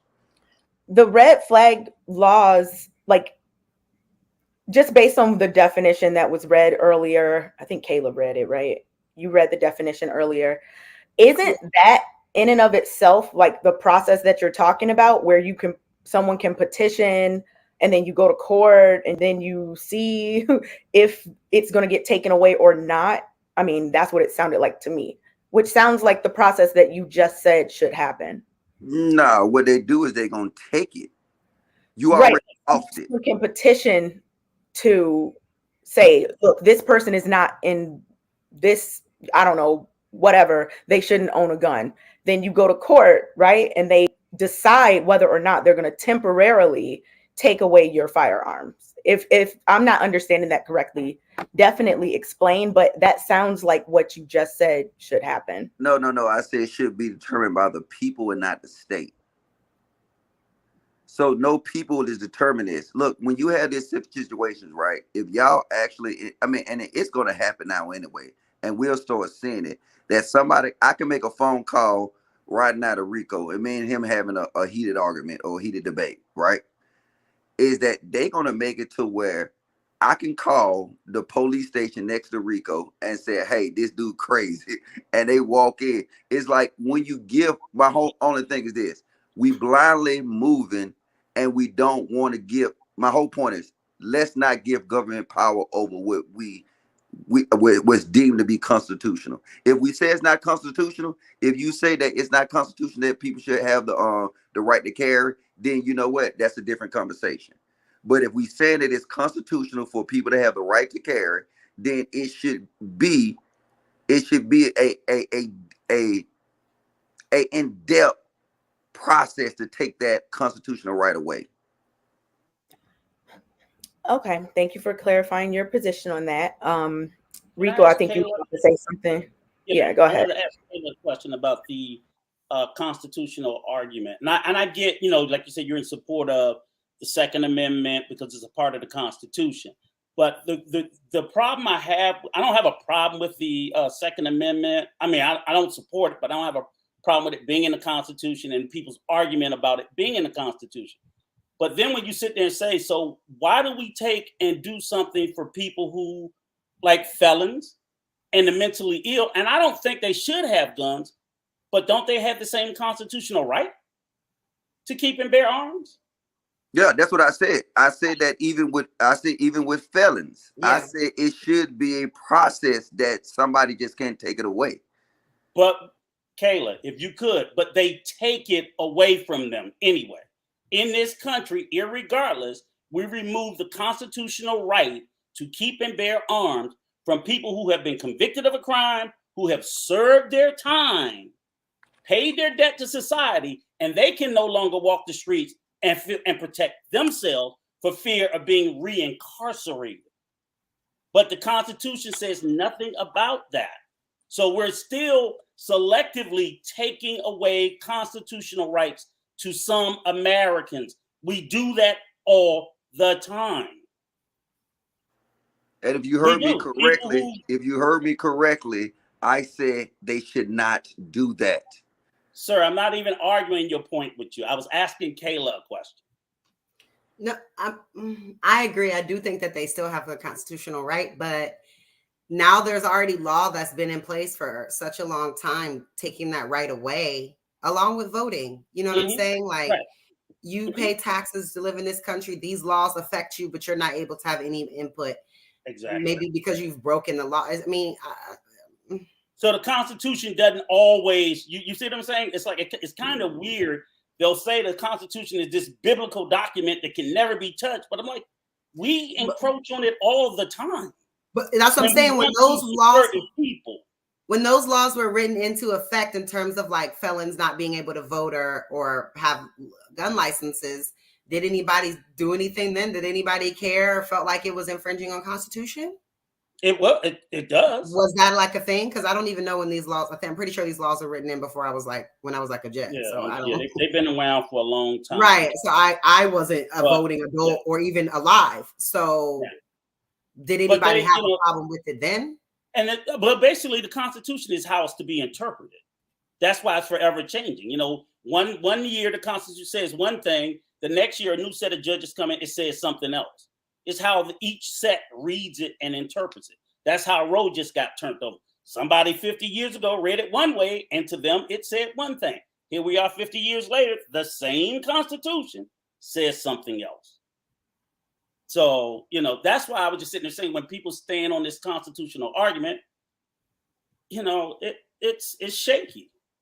And the only other thing, and then I'm gonna get out of here, was I just, again, like I said, I just thought it should have been introduced into the conversation, the number of gun deaths by suicide, which will go up. The whole argument that a lot of people says about how much of a gun will protect you in the instance of a mass shooting. Buffalo, there was a black armed police officer. He's one of the dead. He had a gun. For an hour, about 20 police officers stood outside that classroom in Uvalde. They all had guns. Yep, didn't go in there, right? And then aren't they harassing the lady that did go in there and get her kids? Yes, and the problem with what I'm sitting there saying is, I think sometimes people, you want your gun, you have your gun, but I can guarantee everybody in that parade could have had a gun on them. Nobody would have stopped that guy from being up on that rooftop shooting and killing those people. A mass shooter is a determined person. And I hate to tell you guys, they don't announce what they're going to do. By the time you're in a mass shooting incident, it's too damn late. A gun is great for you if you know a threat is coming. I think it's great. I'm in my home. I know a threat's coming. We can get armed up and get ready. That's rarely does it ever happen like that. And because somebody can please cite me where someone stopped a mass shooting with a gun. They may reacted to it, but the mass shooter had already got off and killed a fair number of people that they wanted to kill. So I'm not, keep your gun. I'm just saying, don't be telling people to walk around here. It's just gonna make you feel safe. It ain't making you safer. If a trained police officer in Buffalo standing at the door couldn't stop that guy from going in there and killing 10 people with 20 years of training, what the hell do you think you gonna do? The man was outgunned, number one. And that's usually how it works. Las Vegas, the guy was in a room. He was the only one in there that could have. So what are you gonna do? So what are you gonna do? You're the only one. He's 20 years training. You ain't got. And that's what. And basically, that's what I'm trying to say now. That we need to change and implement different, like there needs to be new training because it's gonna happen. You're just making it easier for him to kill you. That's all you're doing. What you're talking about right now is just being another fish in a barrel. What are you gonna? No, I'm telling you, everybody needs to arm themselves and train for a mass shooting situation. Everybody. We got children doing it in school now. I can guarantee you, most jobs are not going to allow you to walk around with guns on a job site. Private businesses just ain't going to do that. You can just forget it. If you believe hospitals going to have nurses and doctors walking around strapped, and we get mass shootings at hospitals, they're not going to do it. So, these soft targets have always existed. They always will exist. It's an impossibility. So you can do it at the mall. You can do it at the restaurant. Some of y'all gonna start getting shot walking in the banks with guns, especially if you're black, because they're gonna think you're there to rob it. It's just that's all I'm sitting there saying. That's ignorant. That's ignorant. You can carry a gun. You can, if you're black, you can carry a gun into a bank. I'm saying if you walk into a bank, I know people are gonna think you're there to rob it. That's a very unsafe situation to have customers coming into a bank armed. I got a question for you, Rico, because you brought up the two scenarios. You brought up the Parkland shooting the shooting just happened in Chicago, and you brought up. I didn't bring that up. Oh yeah, I did. I said the guy was up in the head. No, I thought you said Parkland. I no. Isn't it like Park something? Park Heights or something like that? Hyde Park. Okay. Wait, what are y'all talking about? So you brought up the last two mass shootings. One in Chicago, Illinois, and one in New York, right? Now Buffalo, yes. Yeah, Buffalo. And look at their gun laws. And then now, to be fair, I'm saying one happened in Texas, and look at their gun laws there. Mm-hmm. But the thing is all I'm saying is that if we have this situation, because you know what, you can take people guns away, but guess what? Criminals will always find a way to get guns. Oh, of course, we already know that. And so now all you're gonna do is you're gonna make a black market for guns. Because I mean, if think about this, if this guy, he knew the possibility of him getting killed and going to jail after this act was high, correct? Would you agree with that? Which you talking about? All these mass shooters, right? They knew that either I would die or I would be locked up for the rest of my life. That's the chance they took when they squeezed that trigger, correct? Yeah, absolutely. So you think if they went that far and they knew that, do you think that they would not also go that far to actually get a gun illegally? I agree with that. But do you also realize that if I know that there's a high likelihood I'm gonna go to jail or get killed, that there's nothing you're gonna do that's gonna stop me? Because Okay, I'm so already resigned to the fact that I'm gonna probably the guy and in Uvalde, he killed himself. He got shot by the cops. If I know I'm going to die or go to jail, nothing's gonna stop me. okay, You so ain't gonna stop that's it. going So into you having a that's going. gun is not gonna be a deterrent to me from still trying to kill you. I'm Yes. not So gonna go. now, They might got guns. okay, so now that's going to my point. So Mhm. because you know that these individuals know that, hey, I'm down to going to jail, and I'm taking Mhm. that risk, so that I'll do anything to achieve my goal. Yes. So why would we be so emotional and be impulsive to sit here and say, you know what? Now let's make people softer targets. I'm Because not saying to make people softer target. I'm saying the soft targets already existed. They've always been there.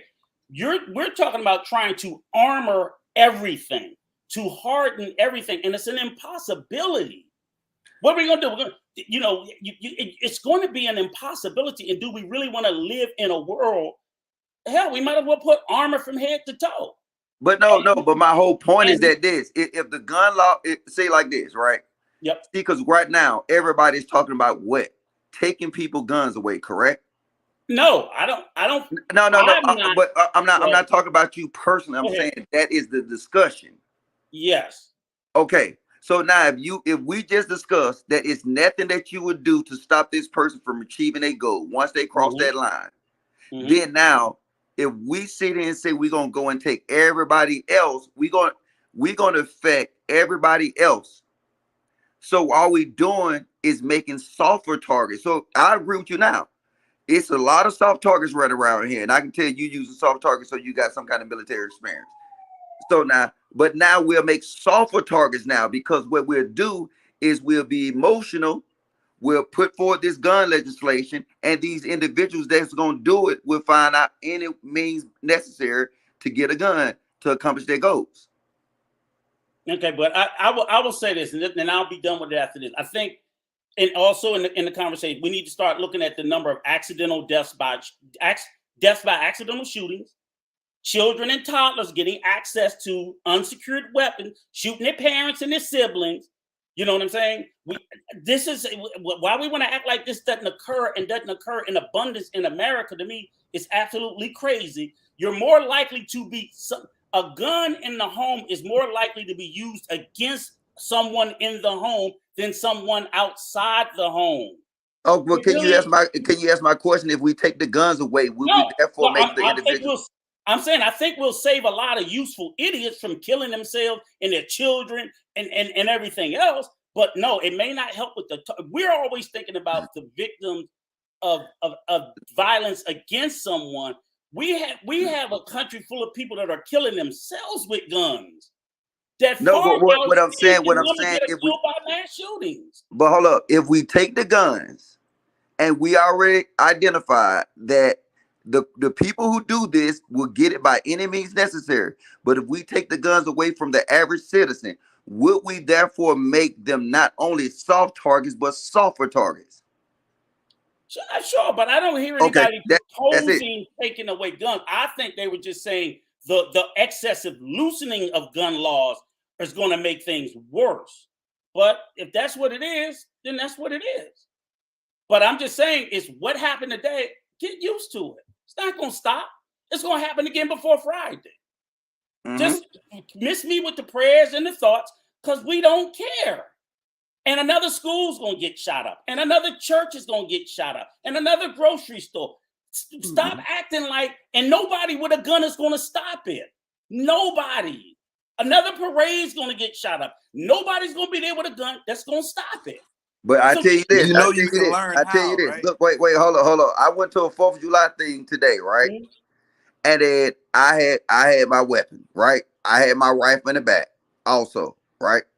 If somebody started shooting, you know what I would have had? A fighting chance. Right. And, Sure. and that's the thing. It's like when you're talking about like the right, you know what I'm saying? People should deserve the right to protect themselves. Even though I agree. Guess what? You know what? If it's a mass shooter, then he has the ability, he He can got the surprise drop. you. He You know what I'm got the saying? drop, and right, and you know, from the military, and like I said, it's the ultimate goal in the military is you assault someone before it's them not knowing you're coming. Yeah, you If inflict before they you know inflict you're upon. coming, oh, it's a much tougher fight, and your ass might lose and get handed it. But usually, you assault a target, and that's what mass shooters do. They don't And announce even if that they're going to even do if it. they're armed, you would think twice about doing Uh, that as No, they're well. not. but They're not going to Well, care. it will. The threat of things being because people know that a lot of these people, especially in Chicago, New York, they're not running around strapped. But Right. I promise you this, right? I promise you that what kind of sidearm do you carry on the day-to-day basis? I don't. Okay, all right. So just say me and you had our sidearms and we was out there, right? Hmm? Don't you think we could have possibly even, if not neutralized the target, we could have suppressed it just enough? Yeah, sure. And that's the Right. whole conversation it goes into, is that you're not going to stop people from being crazy. Right. But I want people, if I go to the mall with Kayla and we in Atlanta and some nigga start shooting outside of the Lenox Mall, right? I'm pushing her down, and then guess what I'm doing? I'm suppressing fire. You know what I'm saying? Because I Right. already know the nigga crazy. Right. And now I just, because of that point, I just save lives. Because now, if I'm have the ability to suppress fire at that target, you know what people have the ability to do? To escape. Get away. Mhm. But I agree now, with that. if you look at this situation and all these mass shootings, the one that was in Nobody could. nobody suppressed the target. Nobody allowed people a fighting chance to run and get away. Because I guarantee you this: if we was in Illinois and it was damn 10 ex-military out there strapped, you telling me we couldn't suppress that dude to the fact that he would have ran? Because he would have like this, No. oh, hold up, wait, I don't have the advantage of fire no more. So let me tuck and run. He And was that's on the top whole of a premise is building. if we got to go ahead. I'm sorry.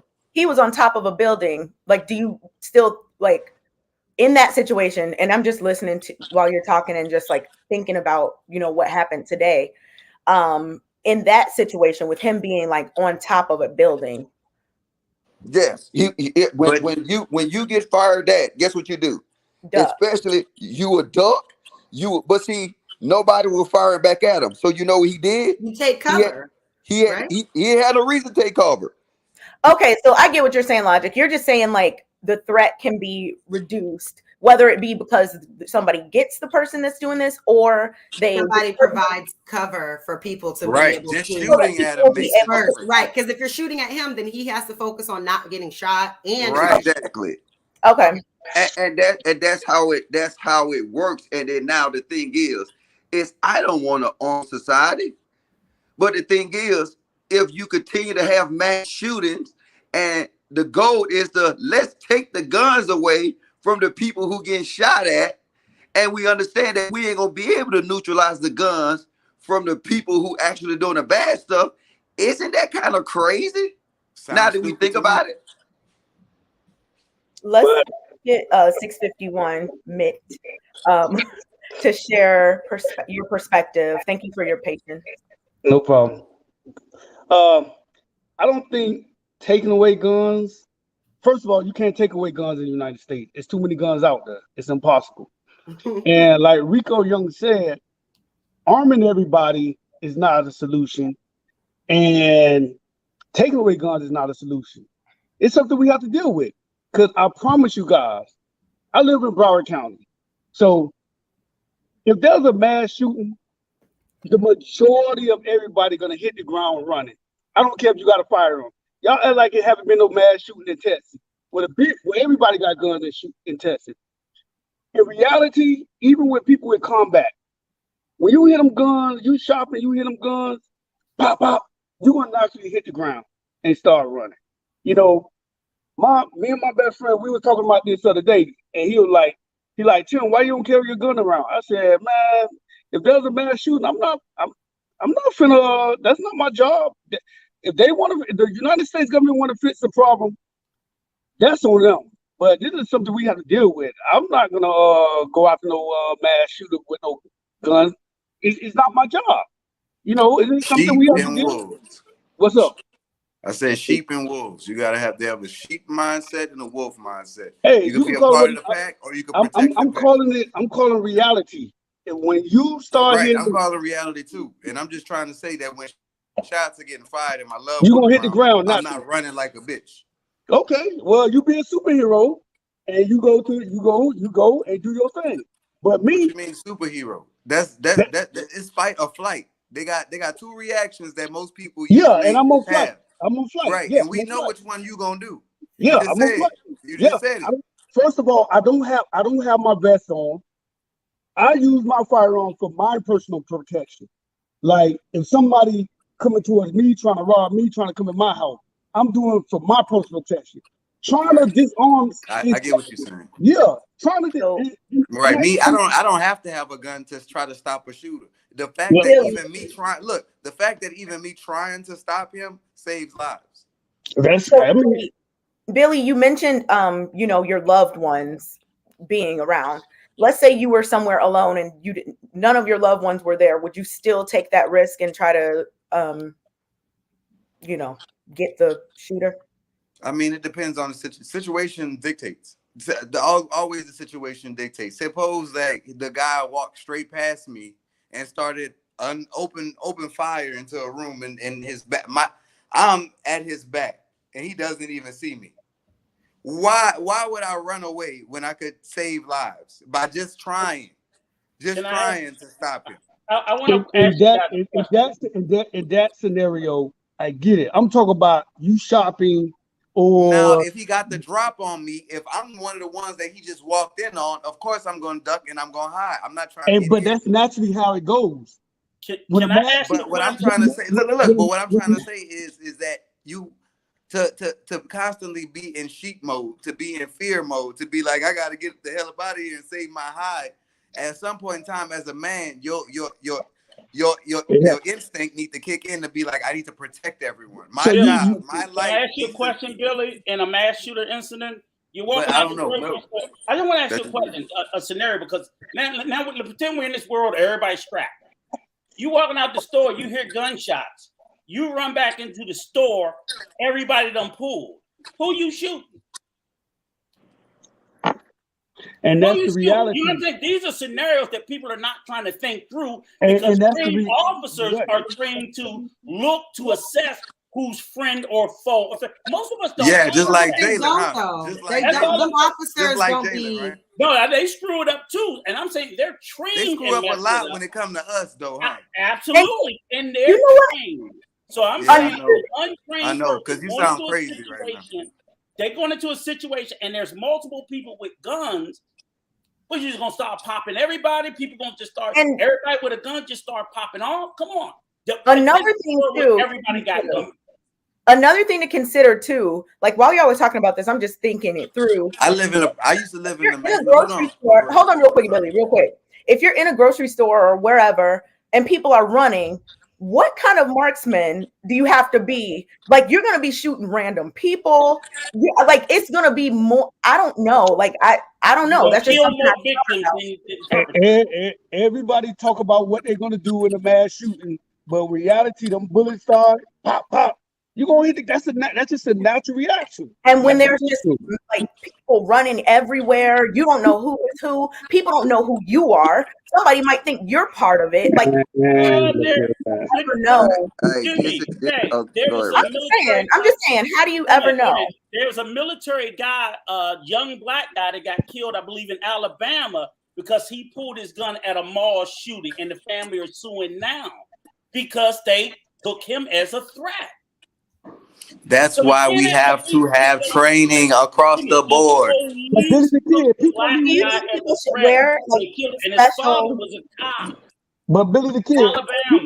people don't even want to do basic training I So, don't care what people want to do. You're gonna get a driver's license, right? If you want to have a Hey, gun to carry, that's hey, gonna this is be a part of the this, like the whole thing. If you want to shoot a oh, gun, you need to be trained on how to stop shooters, how to stop, just I like you don't get know. I don't know if it should gun be a safety training. responsibility though. yeah, I don't that's no, know. what I'm no, saying. no. Nobody Is y'all missing over something though that's really important. That y'all know that every last one of these shootings, it was picked to be a soft target. Yeah, They Right. okay. picked it. They picked location. They picked state because they known it to be a Nah, soft you can't target. say that because Texas have a lot of mass shootings. No, no, no, no, no, no, no, no, no, no, no, no, no, no, no. Texas don't have no mass shooting. No, you okay? But listen, you at a school. What is the Okay. first sign that you see at a school? Yeah, but it's the school No, resource no, no, no. officer. If you want to go there, what is the first sign you see as a school? No guns and no No drugs, right? guns allowed. Yeah, No but it's a guns and school no resource. drugs. Is that the first sign you see as a school, right? Okay, so you want to Now arm wait, people just gun. wait, because you try to stop on my point, and then now Go I'm ahead, just go saying ahead, go ahead, a go ahead, go ahead. school will be classified as a soft target, Yeah, I agree. A church, and it's school. so now these individuals are doing that, and So then what? what? Go Go ahead. ahead. The Now thing go is ahead. what the things I'm saying is that this look that for that boy ability to get on the rooftop and like I said to effectively neutralize targets from that roof, right? That's showing you that people are being trained. In a lot of areas, you know what I'm saying, it is a daily practice for them to train. They train their kids, they train they you know what I'm saying? So now you will never see no mass shootings happen in these areas because now it's too high of a risk. They pick soft targets. They pick these liberal towns. They pick these liberal counties. They pick these liberal states. You know what I'm Right. saying? For the most part, because they know that it is a soft target, and people, majority in that area, don't have the ability to protect themselves. And Right. then, like I said, it gonna. I don't just believe in making a soft target softer. You know what? If anything, we should harden up a little bit because now, if I'm going to commit a crime in a bank, right? And and then everybody scope it out to see how soft the bank is. It got one guard, it got two guards, what kind of weaponry he got. This is stuff that criminals do. They determine how soft is the target. And then these targets get hit because they soft. And a lot of times it's liberal laws that promote this softness of these targets. I'm sorry. Hey, Correct. Me, Kayla, I can grew up. you look Hold in on, the hold on, back hold on, hold chat on. and look up that Let me say guy it for me, before. please? Sorry. I can't hear. I was just want to ask you if you could look in the back chat and look up that guy name I was telling you about. That's all. Sorry. Okay, Apologize, Billy. go I was ahead. saying, I was saying that I agreed with Logic that I grew up in the Magnolia Projects, and there was places that criminals did not come to, even though they had guns, even though they had weapons. They knew that it didn't matter. That I don't care what kind of gun I got. I'm not going back there. And just like in Broward County, there are some places out there where that shooting wouldn't have happened because too many niggas got guns. And you go to the hood, and some places got too many guns for you to say that I'm gonna comfortably do a mass shooting. And it's this is crazy though, Rico, because even if with Right? this, Isn't that crazy? even if Rico he Okay. was the mass shooter, why did they shoot him? Because they taken him in unarmed, right? Right. So But why did they shoot him? Even if they thought that he was the mass shooter, they haven't shot any of the other ones. Thank you. And that's all I'm saying. But we know he was black, and we know he was 21, and we know he had a gun, and he was doing everything that you described, Billy, and he's dead. And the police just got cleared. 21 years Facts. old. And his 21 father years is a police old. officer. Facts. So I What do are y'all what you talking went about? for, but I pray that they don't shoot you in the back because they mistake you as the shooter. His name is Fitzgerald Bradford. He's 21. He was in a mall during a mass shooting. And a veteran. And he tried to, apprehend the person doing the mass shooting, and the police showed up and shot him. What else was that? This was Alabama. 2018 at River Chase Gallery Mall. Alabama. Birmingham? Yeah. Alabama. Oh, I mean a city. Is it Oh, Birmingham? Come on. No, I'm asking because I mean Okay, you. yeah, I thought The actual shooter ran from the scene. But all I'm saying is everything that we just talked about, I'm just saying, when we say, oh, this, and I'm like, and he was a good Samaritan. He was doing the right thing. He had a license. He was a veteran. He's dead. So please, y'all do it. I'm multiple witnesses. Multiple witnesses reported that he was helping escort other people to safety, and cops show up and shoot the black man. I mean, I don't know the questions. My go ahead. About it. But I mean, an isolated incident still ain't gonna change my view that, you know what, I just want to be there. I want to look. I just saying I want to have a fighting chance. So you know what, everybody else can run, they can duck and hide, but me myself, I want to have a fighting chance. I want to determine, at least if I go down, guess what? I'm going down with a bang. Ain't nobody finna snipe me.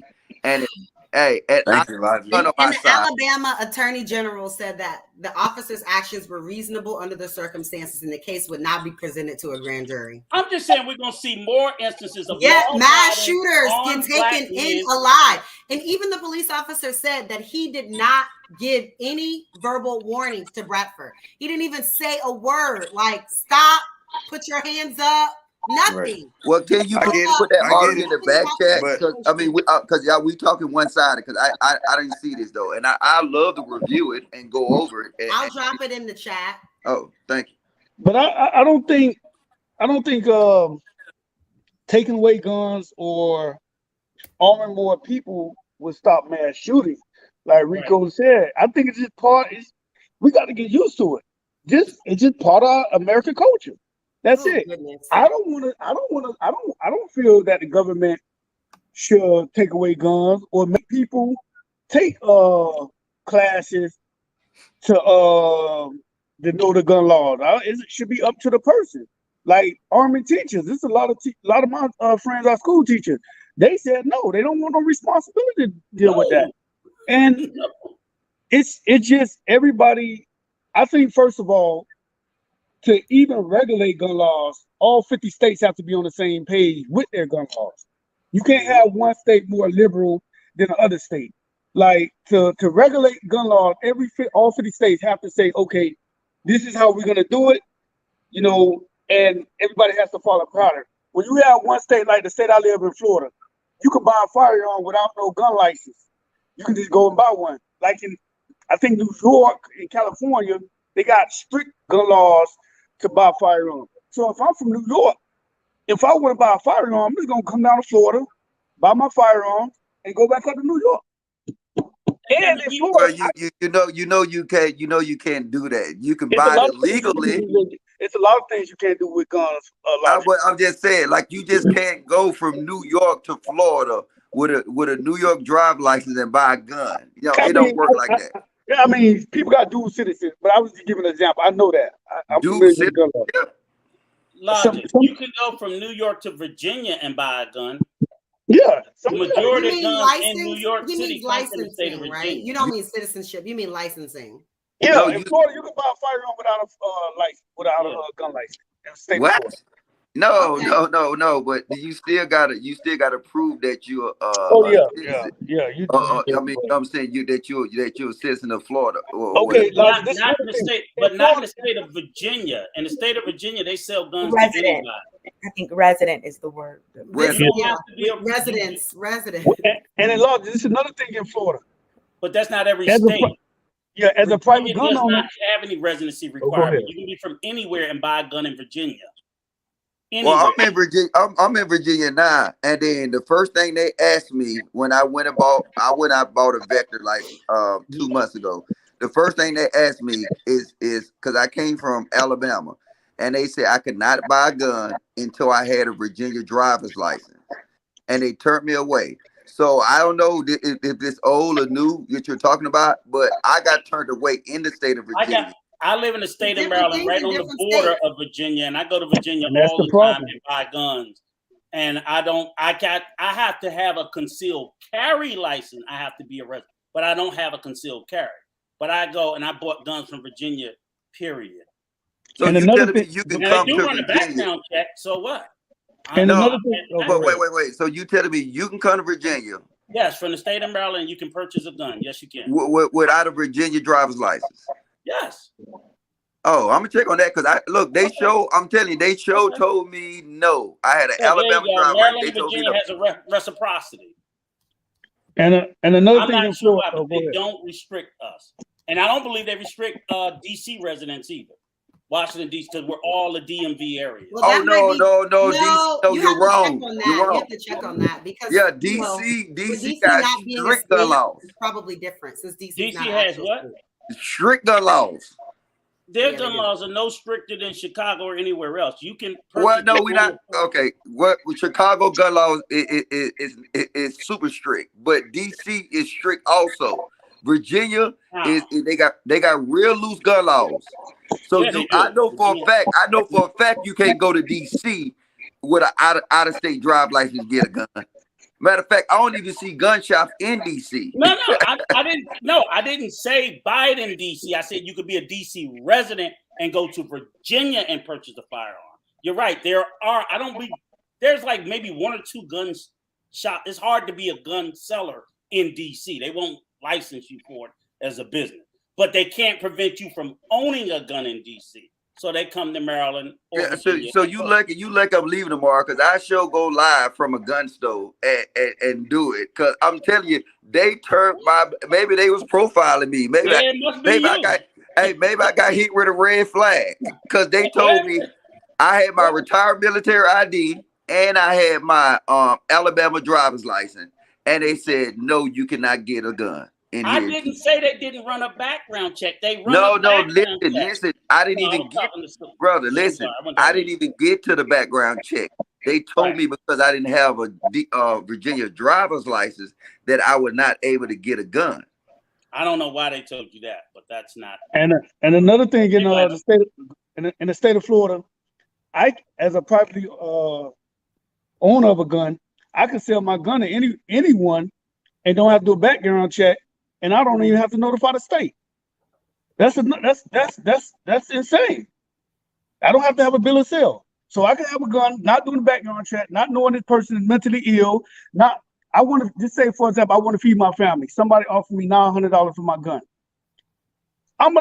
Somebody's gonna okay, sell it. I don't even have to notify the state. He commit a crime. All I have to do is tell cop, hey, I sold it. I don't know. That's it. The gun laws in every state is so different that it's hard to regulate gun law. It'll never happen. They'll never take guns away, and they'll never make people buy guns. They tried that trying to make the school teachers be armed. That was one of the most ridiculous things I ever heard. Just so nobody has to worry about it. I think people overreact about the government trying to take guns away. It's impossible. And trying to make everybody get guns is another impossible. Like Rico Young said, this is part of our culture. We do know that the majority of Americans don't own guns. We do know that, right? Yeah. The majority of the guns are in the hands of few people. Like a lot of gun owners own 10 and 20 guns. There are more guns than people, but the vast majority of Americans, less than half of Americans, probably maybe, I don't know what the percentage is, but it's less than half owns guns. You know, if you look at the demographics, I think I saw the demographics, and if I was at my computer, I'm sorry, I'm packing because I got to fly to the Philippines tomorrow. And I grew up. Hold on. Let me finish my statement, dude. Go ahead. If you look at gun ownership, it's outside of the cities. Right. Exactly. So it's in a lot of these, you know what I'm saying, and not even in suburbs so much, but a lot of rural areas, you know what I'm saying, you go, and then that's why you see the gun laws reflect, though. Mm-hmm. But I'm just saying, hey, I enjoy this conversation, even though it got heated, though. I enjoy having it with Rico. No, it didn't get heated. We just having a conversation. We just chit-chatting. I think he's talking about before you got here. Yeah. Oh, yeah. Yeah, but I'm just, my whole point, though, is I want everybody to have a fighting chance. That's it. I don't want nobody to stop, because look, I mean, if I was with Kay and Kayla, You know what I'm saying? I want them to feel protected when they're around me if any retarded shit picked off. And then I hope they'll feel safe around me because they know I'm always strapped. You see what I'm saying? Now, I and don't it think. could be Oh, go against a ahead. mass shooter, it can be against a drill rapper, it could be against anybody. But you know what? They'll have that ability to feel safe. And I'm saying, and now I can be able to provide that protection. This is what we're not doing as black people. We're allowing them to snatch our guns, and then every other race is fighting for it. And look, and you know what they're doing also? They're training. They're actually right now, they're training their kids. You know what I'm saying? They're training their women. They're training everybody. And then if you, unless you want to be, you know what I'm saying, get ran over easy, you know what I'm saying? I just think everybody deserves a fighting chance. I don't think. I don't think as far as like I don't think not having a gun is a good idea. I thought the whole topic was going after the mass shooting. Like I carry my firearm. Like I carry my firearm when I'm on a date. I carry it. You know, need my peace of mind. I'm in Florida.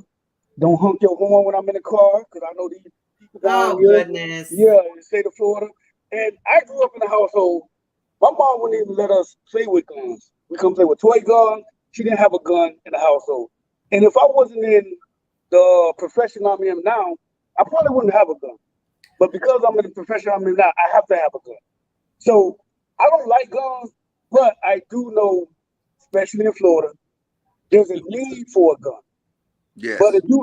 if you asking me to when I'm not in my profession to go after a mass shooter, no, not especially no.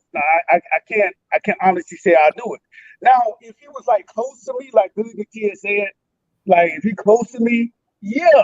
But if I don't look most of the time, you won't probably have a good shot on him. I'm not gonna take that chance. I don't want to hit nobody else. I'm gonna duck and I'm gonna hit the ground, and start running. I don't think that's cowardice. I think that's being smart.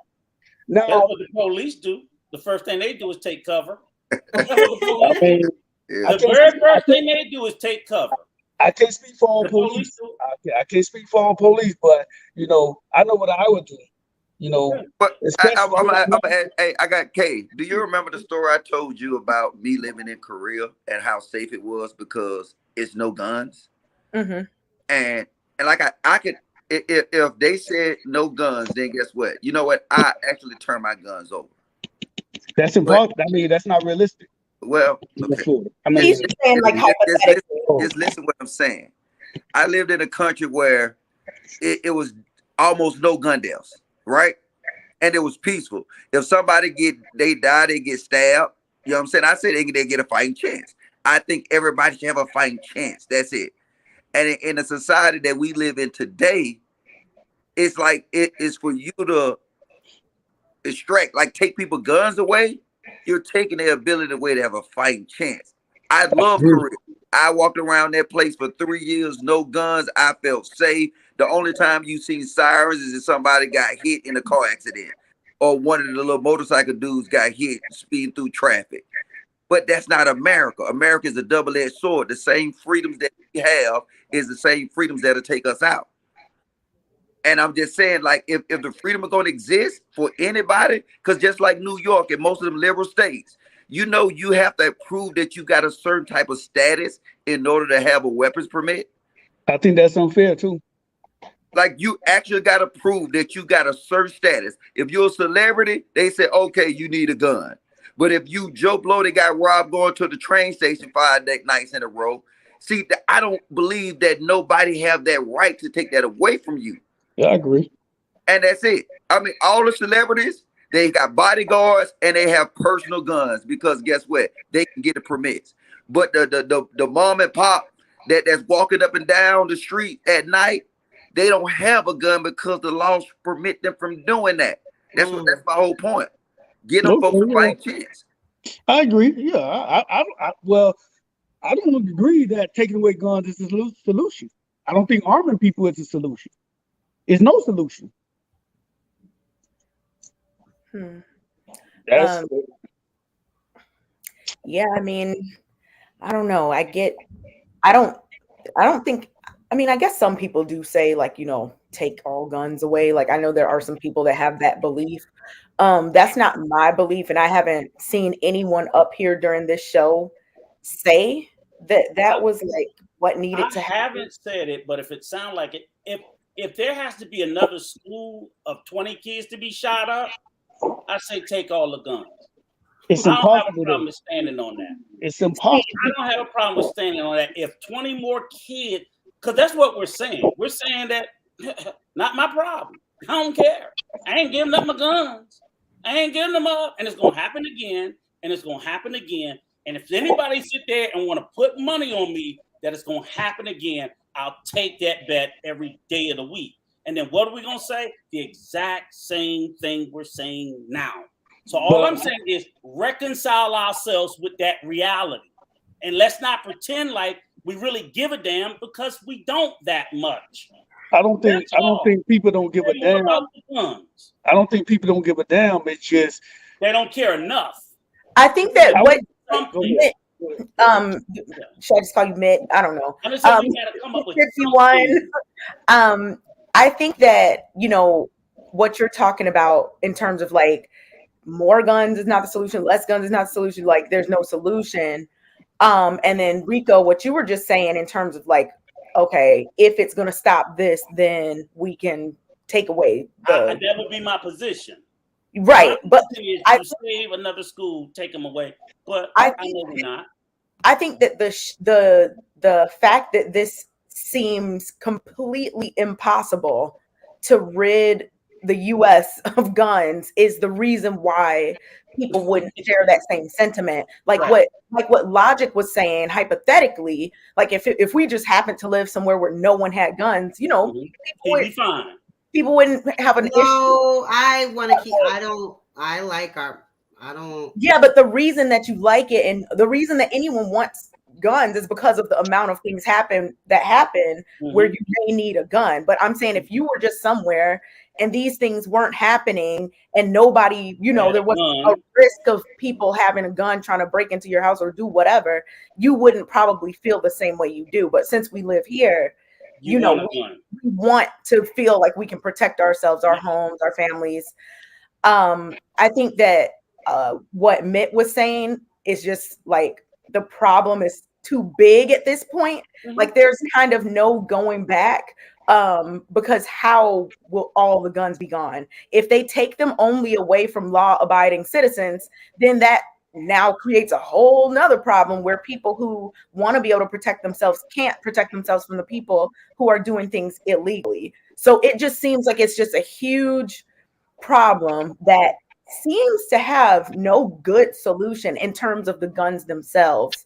I still think that it goes back to home life, how you're raising your kids, ways of de-escalating, the way people handle their emotions and frustrations, people getting the help that they need early on, if that's a thing that's going on. I mean, there are lots of things that I think we need to do as a society to be more proactive in general, just about how people resolve conflicts or handle their emotions. I think even if we take shooting out of it, there are lots of other things that people just do that are harmful to others because they don't have or choose not to employ, I guess, certain skills, certain social skills. I got a question for you too, though. Mm-hmm. Who you think gonna be affected by these red flag laws when they get initiated? Which community? Black. I think Black people will. I mean, yeah, I think Black people will be mostly affected. Go ahead. I'm sorry. No, I think Black people will be mostly affected by certain. Can I ask a question? Yeah, because because so many things are racist. I mean, would we be in favor of? Okay, I'm pro-gun. I'm the biggest Second Amendment nut on the world. Why can't we have insurance? Why can't gun owners have to be insured? You know what I'm saying? There are other things we could do other than taking away the gun to me, because I think there are a lot of irresponsible gun owners, and I don't think any of you guys would argue that. Mhm. Yeah, but what we're doing is you create another government entity. You Yeah, create well, another. I'm trying to create some What? responsibility because they're currently irresponsible, But and this, this will help. this is. I'm with you though. I'm with you Please. with it. I'm with you with the thinking because probably that's the first idea that I saw thrown out. But it'll be something like what we're saying now. It'll become another bill for us, just like right Yeah. now. Well, I'm just saying. Look, Mhm. I haven't had a speeding ticket in 10 years. I haven't been in an accident in 15. But guess what? I pay car insurance every month. You know what I'm saying? And what you know what? But guess what? It's a thing though, right? And Yes. I constantly accept it. But do you want more government? I mean, this is what you're saying.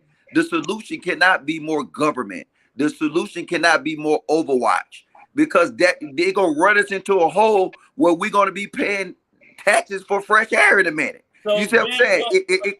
then what you're saying is there's zero solution to the carnage that we've come to accept. So that's what I'm sitting there saying is if we're looking for a solution, we don't want this, we don't. So then we just don't care. You know what I'm saying? If No, that's I know, but Bob, see, what do you think a but I'm solution? not saying no, take away the guns. I'm what, saying do something to oh, reduce it. but see what you're saying, what you're About doing. If you just said if you put insurance on guns, I'm gonna say this again. What community and group of people would it affect the most? Black. It's So going to affect us the most. say that again. It's going to affect black people the most. Okay, so like when we dealing with this, is that we dealing with we gotta have a logical solution because we cannot keep putting ourselves in harm's way because now if anything kick off, we'll have the whole black race unarmed and we already untrained. You know what I'm saying? Because 5 times out of 10 we live in the city. You know how to So twerk and now dance and play basketball and football. But here's the thing: everybody hollers more training, but then that's a government entity. If we tell a government entity to impose mandatory training, no one's voluntarily doing it. No one's willingly do it. Some places, like you said, you get a gun the same day with no training. no, look. I was just talking about this. I was just talking about this the other day. Matter of fact, I was talking about this early this morning. My partner had said that he owned a gun shop, and he said he had a whole bunch of training rounds. And I'm thinking about bringing it down to because I know somebody who actually have a range in Atlanta. And I was like, you know what? I'm thinking about bringing that ammunition down, bringing my weapons down, and you know what I'm saying? We have a Lapeef and shoot session because everybody else doing it. You know what I'm saying? And like I said, we are weak out here. We will let people put these laws in place that'll make us weaker and them stronger.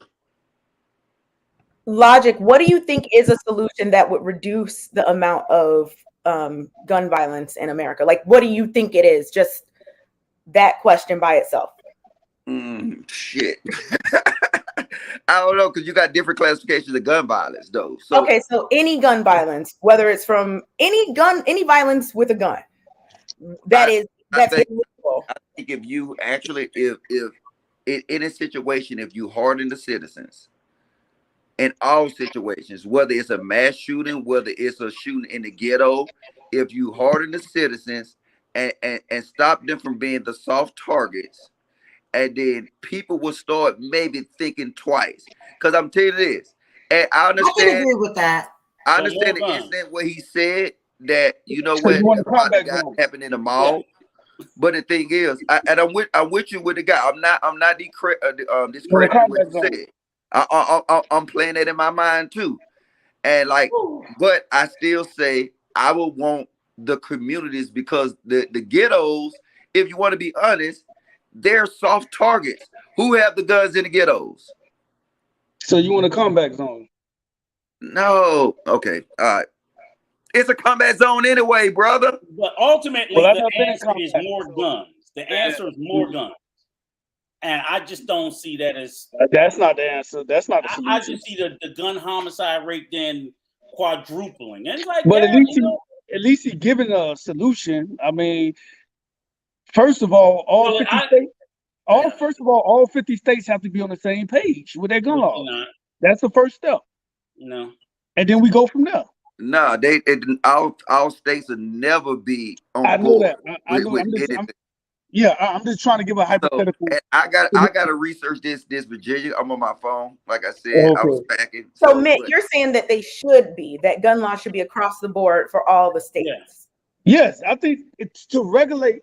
All right, if we trying to regulate gun laws, like this quote quote regulate gun laws, it's like driving a car. All 50 states, you got to have to drive a car. You got to go to the DMV. You got to, pass that. I think if we trying to regulate gun laws, first of all, you have to have every state on the same page with their gun laws. That's the first step because there's too many instances where he got this gun from, where he go. Oh, all you do is got to go to Florida. All you do is got to go somewhere. It's all over the place.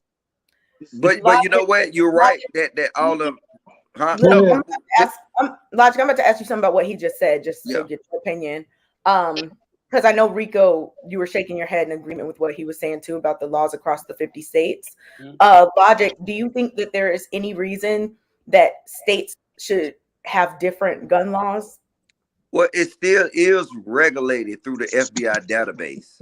Yeah, yeah, it is. So You know how some laws are stricter than others? Like, do you think well, there's any reason for certain states to have more or less strict gun laws than other states? Or do you also agree that it should be across the board? well, I mean, I can't say because it's hard to say that because people move. Well, I'm just saying that nobody should get their right taken away, especially by an entity that's a I agree. government. Because we see what we see in New York. The rich people, like I said, the rich people get guns. The poor people don't. They say, "Oh, I understand why you have a need for a gun." Goddamn, the Fox newscaster, but I don't see how this dude that might be protecting this store have a need for a gun.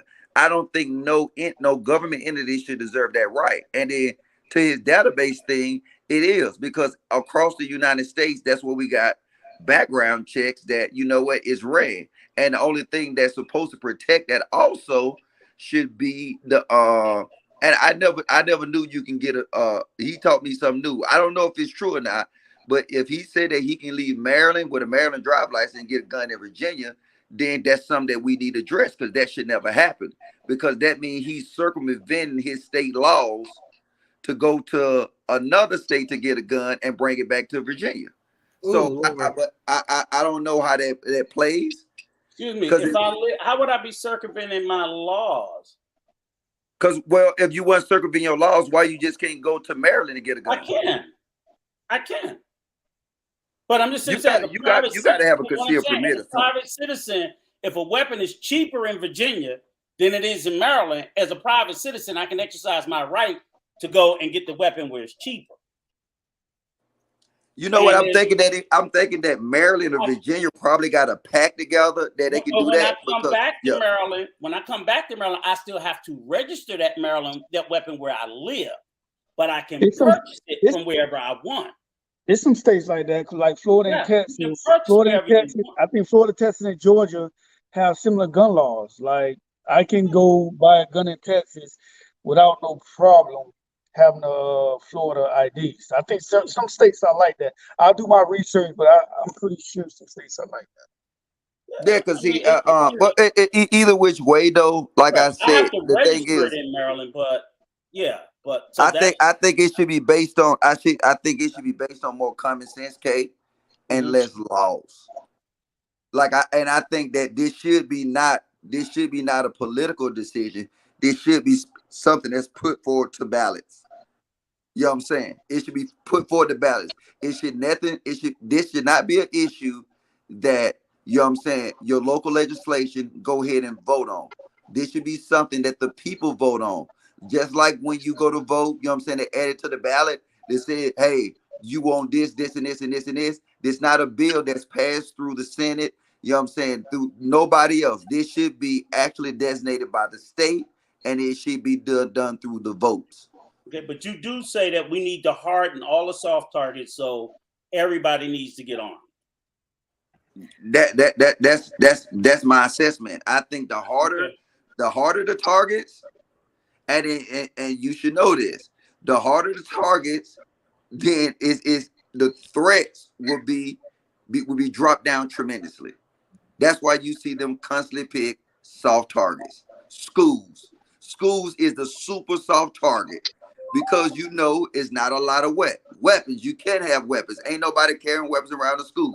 But you would not see this Some happen at a states. gun range. You Some would not see states. it happen where places where people known to carry concealed weapons. They do this in schools for a purpose. That's why they do school shootings. So like, you never heard of a police station being shot up? I I heard of no. several. You I've heard of a heard of police station several of them being shot shot up? up. Yeah. How We frequently do a police station get shot up, bro? I'm just saying it's a hardened place, and I'm just So saying. you said people is running around here shoot up police stations? Not regularly, but they've done it enough that we should know that it occurs. The Dallas police got shot up, right? No, I never heard Yeah, it. it was the Black Lives Matter guy that killed several Dallas police officers. Oh well, don't get me started with the Black well, I Lives don't know Matter. if it was Black Lives Matter, That was before Black. He wasn't Black Lives Matter. it might have been before, right? Yeah, So I it was want way to before correct Black myself Lives on that, Matter. but he Yeah. did. He Right? was, I'm saying if we go to these Washington small, D.C. police station got shot up. I know of several cities where dudes was just determined they were going to get the cops, and they got them. hey, you know what? But guess what? I They got guarantee you, killed too. But if you compare the school shootings to the shootings at police stations, I guarantee you that I'm just saying that we can't say that people will say, "Oh, they got guns. I bet not go do that." yes, that's a fact, Some brother. people are determined they're going to do it, no matter what. Look, watch this. If you lived in my building, right? Everybody in my building know I got a lot of guns, right? And then they know that some of my other neighbors scared because when I bought in all my guns, they was had to go up the elevator, right? In my building, would I be considered a soft or a hard target? Say that. Give me that scenario again. I'm sorry. Everybody know you got guns. I said in my building, like when I moved in here and I had to pull in my safe and everything like that, and everybody literally saw it. So and then we have a lot of gun conversations in here too. So they know that I'm a hard target, right? If they wanted to do anything to any apartment, rob or anything, right, in this building, would they choose me or would they choose a softer target? They would look for someone who didn't own guns. Okay, and that's what I'm saying. So my whole point is that, you know what? I'm not saying create a massive chaotic type of environment, but the thing is you tell you what, I'm gonna give you another example, right? Look up the stats in Middle Eastern countries, gun violence. And you know what they do? They carry guns around like it's nothing. Like it's nothing to see a dude running around with an AK-47. Like that's normal tradition. They have parties, they pop an AK-47. But if you look at the actual gun violence in these places, it's almost nothing. It don't exist. I mean, I know it's something to think about. Just look. Don't exist in what places? Like Texas? No. I said Middle East. In the Middle East, everybody is carrying around an AK-47. I mean, I know that, but I can't say the reason for it. But I agree with you, but I don't know what the reason is. Yeah, but you know what happens is and everybody owns the AK-47, right? Yeah. Now you don't have petty gun violence. You don't. Those are also countries that have tribes that have been perpetually at war for thousands of years too. Yeah, but what it is they're hard targets. Yeah, I know, but I'm saying they've been perpetually at war, and I don't think that's what we are in America, nor do we want to be. Do you want to be the tribe of logic that you're constantly at war? That you're constantly at war. You just want to have the known threat that we're not to be messed with, but you don't want to be at war perpetually. You know what I'm saying? Forever, we are forever going to battle almost nonstop. And that's a different scenario, I think. Yeah. And I'm saying, I'm gonna say one thing, Kay, because I gotta go. Okay, because we're about to rotate everybody off and bring up our last two callers and then wrap. I got to pack. But look at this. I want y'all brothers to look at these two ladies up over top of us, right? And I'm telling you, the thing is we cannot not be able to protect them in any case whatsoever. We have to be able to protect them. And then now, even if they don't know some of the stuff that they might be pushing for, it's our job to explain to them that this will be all this new stuff that they're going to start pushing within the next 6 months is going to weaken the black race. By default, everything that I brought up today, we said that red flag laws, it will actually focus on black people. When they start taking away guns, it's not going to take away these so-called mass shooters. It's going to take away from the everyday black citizens. Because, believe it or not, we got most of the red flags that they would deem the need to actually take guns away. I love this show. Thank y'all for having this conversation. I don't agree with taking away guns. Okay. I agree with I agree with protecting women or what. When I'm on a date, I'm always strapped in certain places. I don't agree with taking away guns. I'm not going after no mass shooter. All right. Well, thank you both for coming in. We're gonna put you guys off. And have a good night. You too. Okay. Hi, Sean and Lamino. Is that how you say it? Lameno. Lamino? Yeah, Lameno Jones. You just call me LJ. LJ. Good to have you. Any thoughts on tonight's topic? Yes. I'm just first hearing about this. I didn't know that there was a mass shooting, but topic's very interesting. Lapeef Network is an awesome network, by the way. I watch it a lot of your content. One thing that wasn't mentioned is I'm kind of looking at this a little bit differently, because in an ideal world, right, it would be great if we didn't have violence like this. But let's take for example, in Japan, right? You had the samurai walking around in the streets, with these knives, can cut people down. I think maybe based on technology, the rifle came into place, and the Japanese were trying to modernize, and they got rid of all of these. There was a cultural shift, right? So there was a cultural shift because technology. There was another weapon more deadly than the samurai sword. So they took that samurai sword went away, civilized the society a little bit more. So my question is, or my statement is, there's possibly a way to circumvent some of this violence through technology. Whether, because there's areas where they're working on smart guns. Like in sci-fi movies, you see it a lot, right? You see all these guns that takes a thumbprint to activate the weapon. They maybe have like sensors, so if you're in a city, they can tell if the person is walking around with a a deadly device. I don't know. Possibilities there. We have modern day. Why can't we get with the top scientists to come and solve this problem? Yeah, that's an interesting thing you just said. Here's the problem though.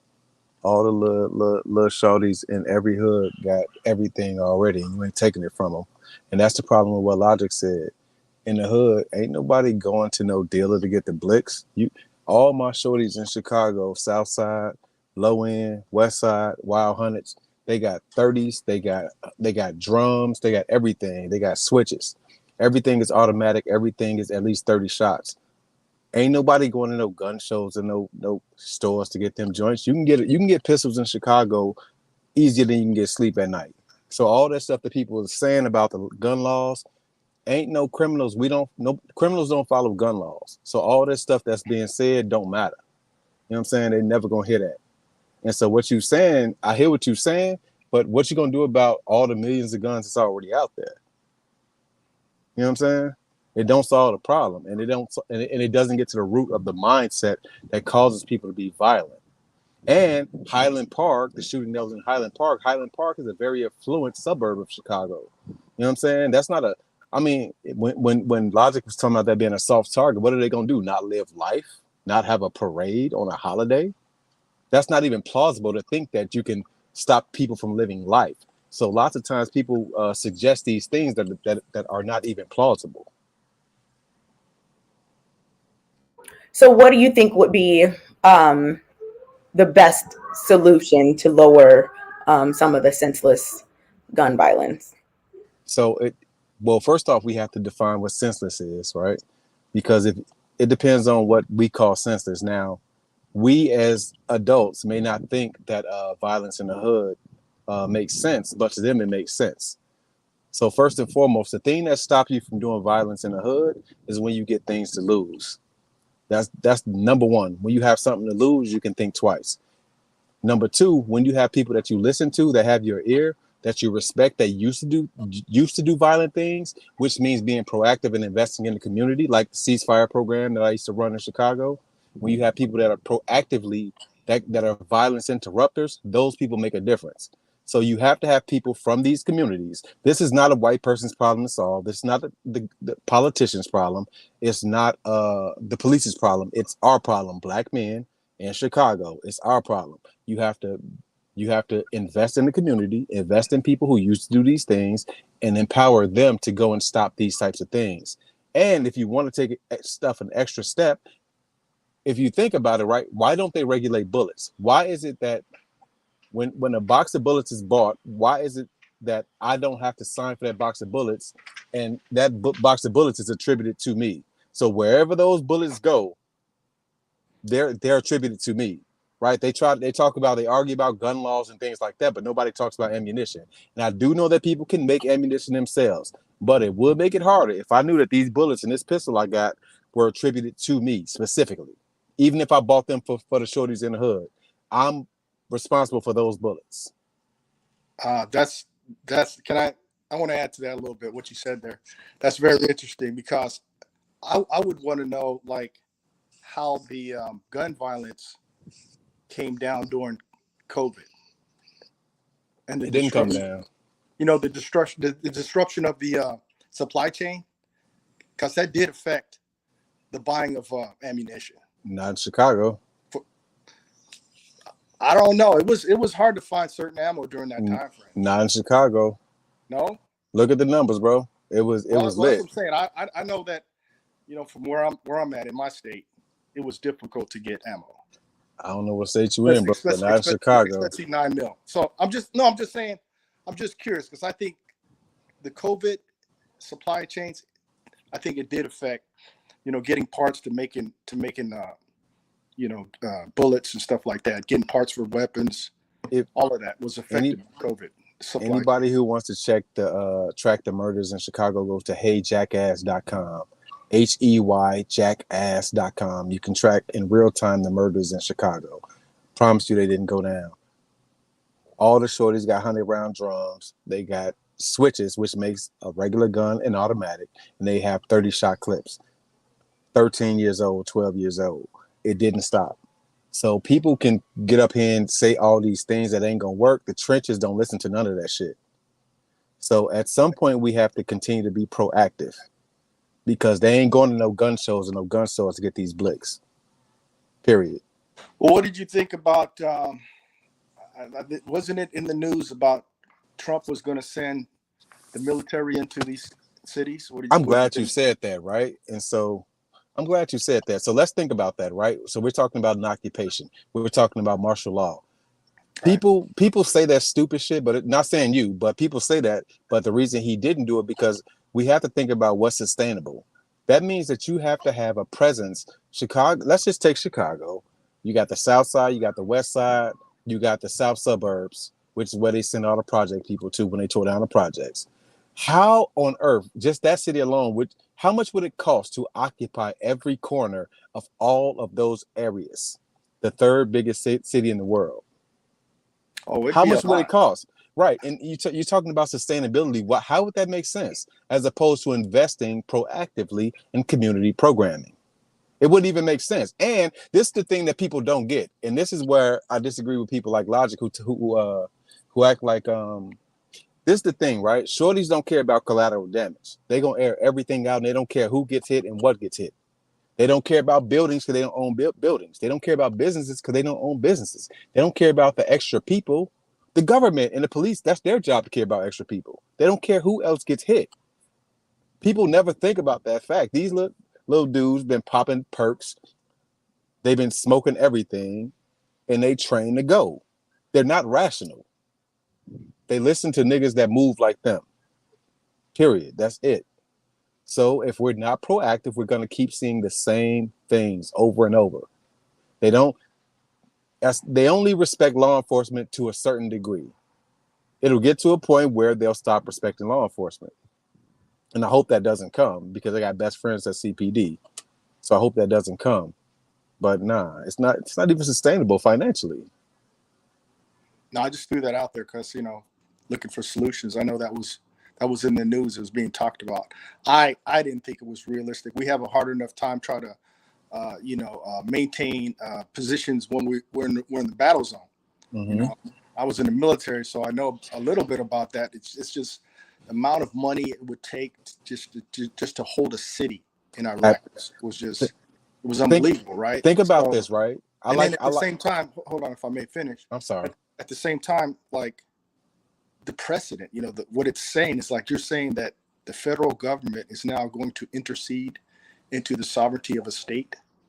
Nobody wants to think about what the Second Amendment to me is really there for, right? It's for this type of possibility where you don't want to, you're having to deal with the government that becomes tyrannical, and there's already too many guns out there, in my opinion, as far as, like, the government stepping in to do that. I don't see it happening. So think about it, right? And you're a military guy, so you would know better than me, right? So what's said about the Middle East is that they destabilized the region when Saddam Hussein got captured, right? They say that the evil you know versus the evil you don't know is unfortunately better. So the same thing happened when they indicted all the folks in the 90s. Everybody got indicted. And so now you have the people who had the power to sit down and call a peace treaty from gang to gang, they got indicted. And so what happened subsequent to that is that nobody wanted to take those positions because the RICO charge. And so now you got a bunch of shorties from block to block that are running these blocks, as opposed to grown men who at some point turn the corner and understand that bodies dropping are bad for business. The government did that. They indicted those people. And so now, and so they literally, if you can Google it, you can Google gangster disciple indictments, and you can see the direct quote is they bit the head off the snake. The problem is when you don't have a head on the snake has no head. And you got a bunch of little dudes who pop perks all day that are running things. And so nobody is the voice of reason. And so they created this problem. That's very good. That's good. Good observation. I mean, these are very big problems for sure. There's also the aspect of I think mental health, mental illness. We don't really, I think there's too much pharmacology, just trying to sedate people and not really dealing with the problem itself. There's no actual programs in place to deal with mental illness. And I think some of these drugs that they're giving people are causing people, to act out. You know what that you can get anything you want off the street. You can go doctor shopping. People are medicating themselves, self-medicating. We got the drug problem that's also attributing to that. So it's a lot of issues. Plus, some of the things you brought up as far as like it's cultural things, like when we're dealing with raising our children, and in a home, and a lot of kids, especially men, which create most of the violence coming from there's no male influence in the family. So where's the church? The black church used to be very big dealing with these type of things, but you go to not just black churches, but you go to church, there's there's less people going to church nowadays, especially young people, right? And then if you do go to church, you don't see a lot of men there. So there's a lot of things. Yeah, I think you said some interesting things, like Kay would probably know Father Flager on the south side of Chicago. He's a white guy, but he tries to intercede in lots of things that goes on. The problem is it's not necessarily an intercession because it happens once the bodies drop. You know what I'm saying? And so I get what you're saying about the black church, but if I was never a part of the black church, then either way it goes, it will never affect me. It will never stop me from doing things. The problem is that it's now become cool to become I'll just say, to become a violent person in Chicago. It's become cool. It's become a stamp. Like, whereas when I was growing up, it was cool to become the hustler. You know what I'm saying? The dude that was getting money. Now, if you dropping bodies, then that makes you cool. And so there's been a paradigm shift. Now, once again, it's going to take investment in the community. That literally is the only thing. The proactive thing is investment in the community. Police wait until the bodies drop. They don't intercede. They're not bulletproof. They wait until the bodies drop and they try to sort it out. Meanwhile, whoever's homies got hit, they are already going to get some get back. They spinning the block already, and it's a repetitive cycle, and so they're always behind as it relates to that. And so if you don't invest on the front end, you're gonna pick up bodies on the back end. I appreciate y'all. I just wanted to come and tell y'all that. I really appreciate you, Sean. You definitely dropped some knowledge. Leave me your contact in the back chat. You'll definitely have to come back. Do you see the back chat? Yeah, I will. Oh, his ad is on the screen. I was thinking the same thing. Yeah, I think I follow you. Okay, cool. I'll send a DM. I appreciate that. Okay, awesome. Right, Thanks. y'all have a good one. All right, yeah, you too. Have a good night. Right, okay, Mr. Jones, any last thoughts? No, that's pretty much all I had. I was really trying to. I'm just trying to think outside the box as far as like, is just to go back to what I said earlier at the beginning.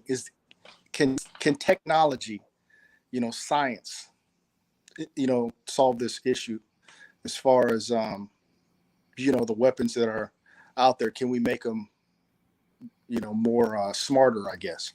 Because there is I sometimes I find some information on that where there are smart guns that they're trying to make, Mm-hmm. and if you've seen you remember Total Recall, Arnold Schwarzenegger, he's walking through, it wasn't even the airport. I can't remember where he was at. Like, I don't know if it was a shopping area, but you walk down a corridor and it can tell if there's a gun on your hip. Remember that? And then they caught him, and then he like jumps through the glass. So I'm like, can technology solve it? What was that? Did y'all hear something?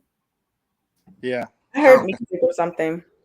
Sorry, I might have been. But anyway, that's what I was getting at. But as far as the, I think I can't remember the gentleman's name, but he was kind of focusing what was going on in some of the urban centers, within the gang violence and stuff like that. But I think the topic was like, how can we deal with mass shootings? But see, and what's interesting, he was focusing on that, and a lot of people don't think that, I think politically it's charged when you start talking about the urban cities violence, right? But people don't want to look at that as mass shootings. You know what I'm saying? It's always a certain type of news coverage that'll happen if the person is white, But to me, we already know how they do with that. We know about that. Mm-hmm. It's a very hard problem to solve, honestly. And a lot of this stuff is very, it's supposed to affect your limbic system when you read these news articles that come out. It seems to be focused on things that'll cause people to click on the article or whatever. You know what I'm saying? It's all about money. But anyways, that's all I had. Thank you. Thank you for calling in and sharing your perspective. Thank you so much for being here. Right. Well, this topic went, we have really a lot of passion about it. So that's good to hear. Yeah. People are very passionate about it. People want to get armed and people want to get involved politically as well. So I definitely think that it was a productive show. Remember, get your tickets to Atlanta. It's going to be fun. We are really excited. It's going to be lit. So definitely make sure you get your tickets. I'm pretty sure, a lot of them are gone. So click that link, get your tickets. No, we're not providing hotels, but it is a 2-day event that I believe includes dinner one of the nights. So you guys get your tickets. Okay. But yeah, it's been a great show. I think there was a lot of knowledge shared, and that's really good. Yeah, and a lot of different perspectives. Like, I really enjoyed hearing everyone's perspective and thoughts on what solutions could be, or just their thoughts on the whole gun control, gun violence, and mass shootings, all that. And then, so we're going to take some time to shout out to the super chats. My homegirl Lioness, thank you, girl. Match my super chat and support the show on the network. Showing love, fam. Thank you. L. Will, can we please tell Logic to be quiet on speaker? Oh, goodness. Shout out to D Web. Babylon is falling. Arm yourselves legally or illegally. Better to be judged by 12 than carried by 6. Self-preservation is the law. Stay dangerous. That's some real shit. Okay. The Hood Haitian. One of my solutions would be mandatory 2 to 4 year military service for everyone right after high school. Ooh. You really can get armed and dangerous doing that, huh? Gary Grant, thank you so much. I disagree with Sean. Just dropped 3 battalions on these hoods, and the problem would battalions. Oh, goodness. In these hoods, the problem would be solved in 6 months. We as a people always find the excuse why it won't work. There were gangs in the Chi before us. That is facts. That's a bunch of facts.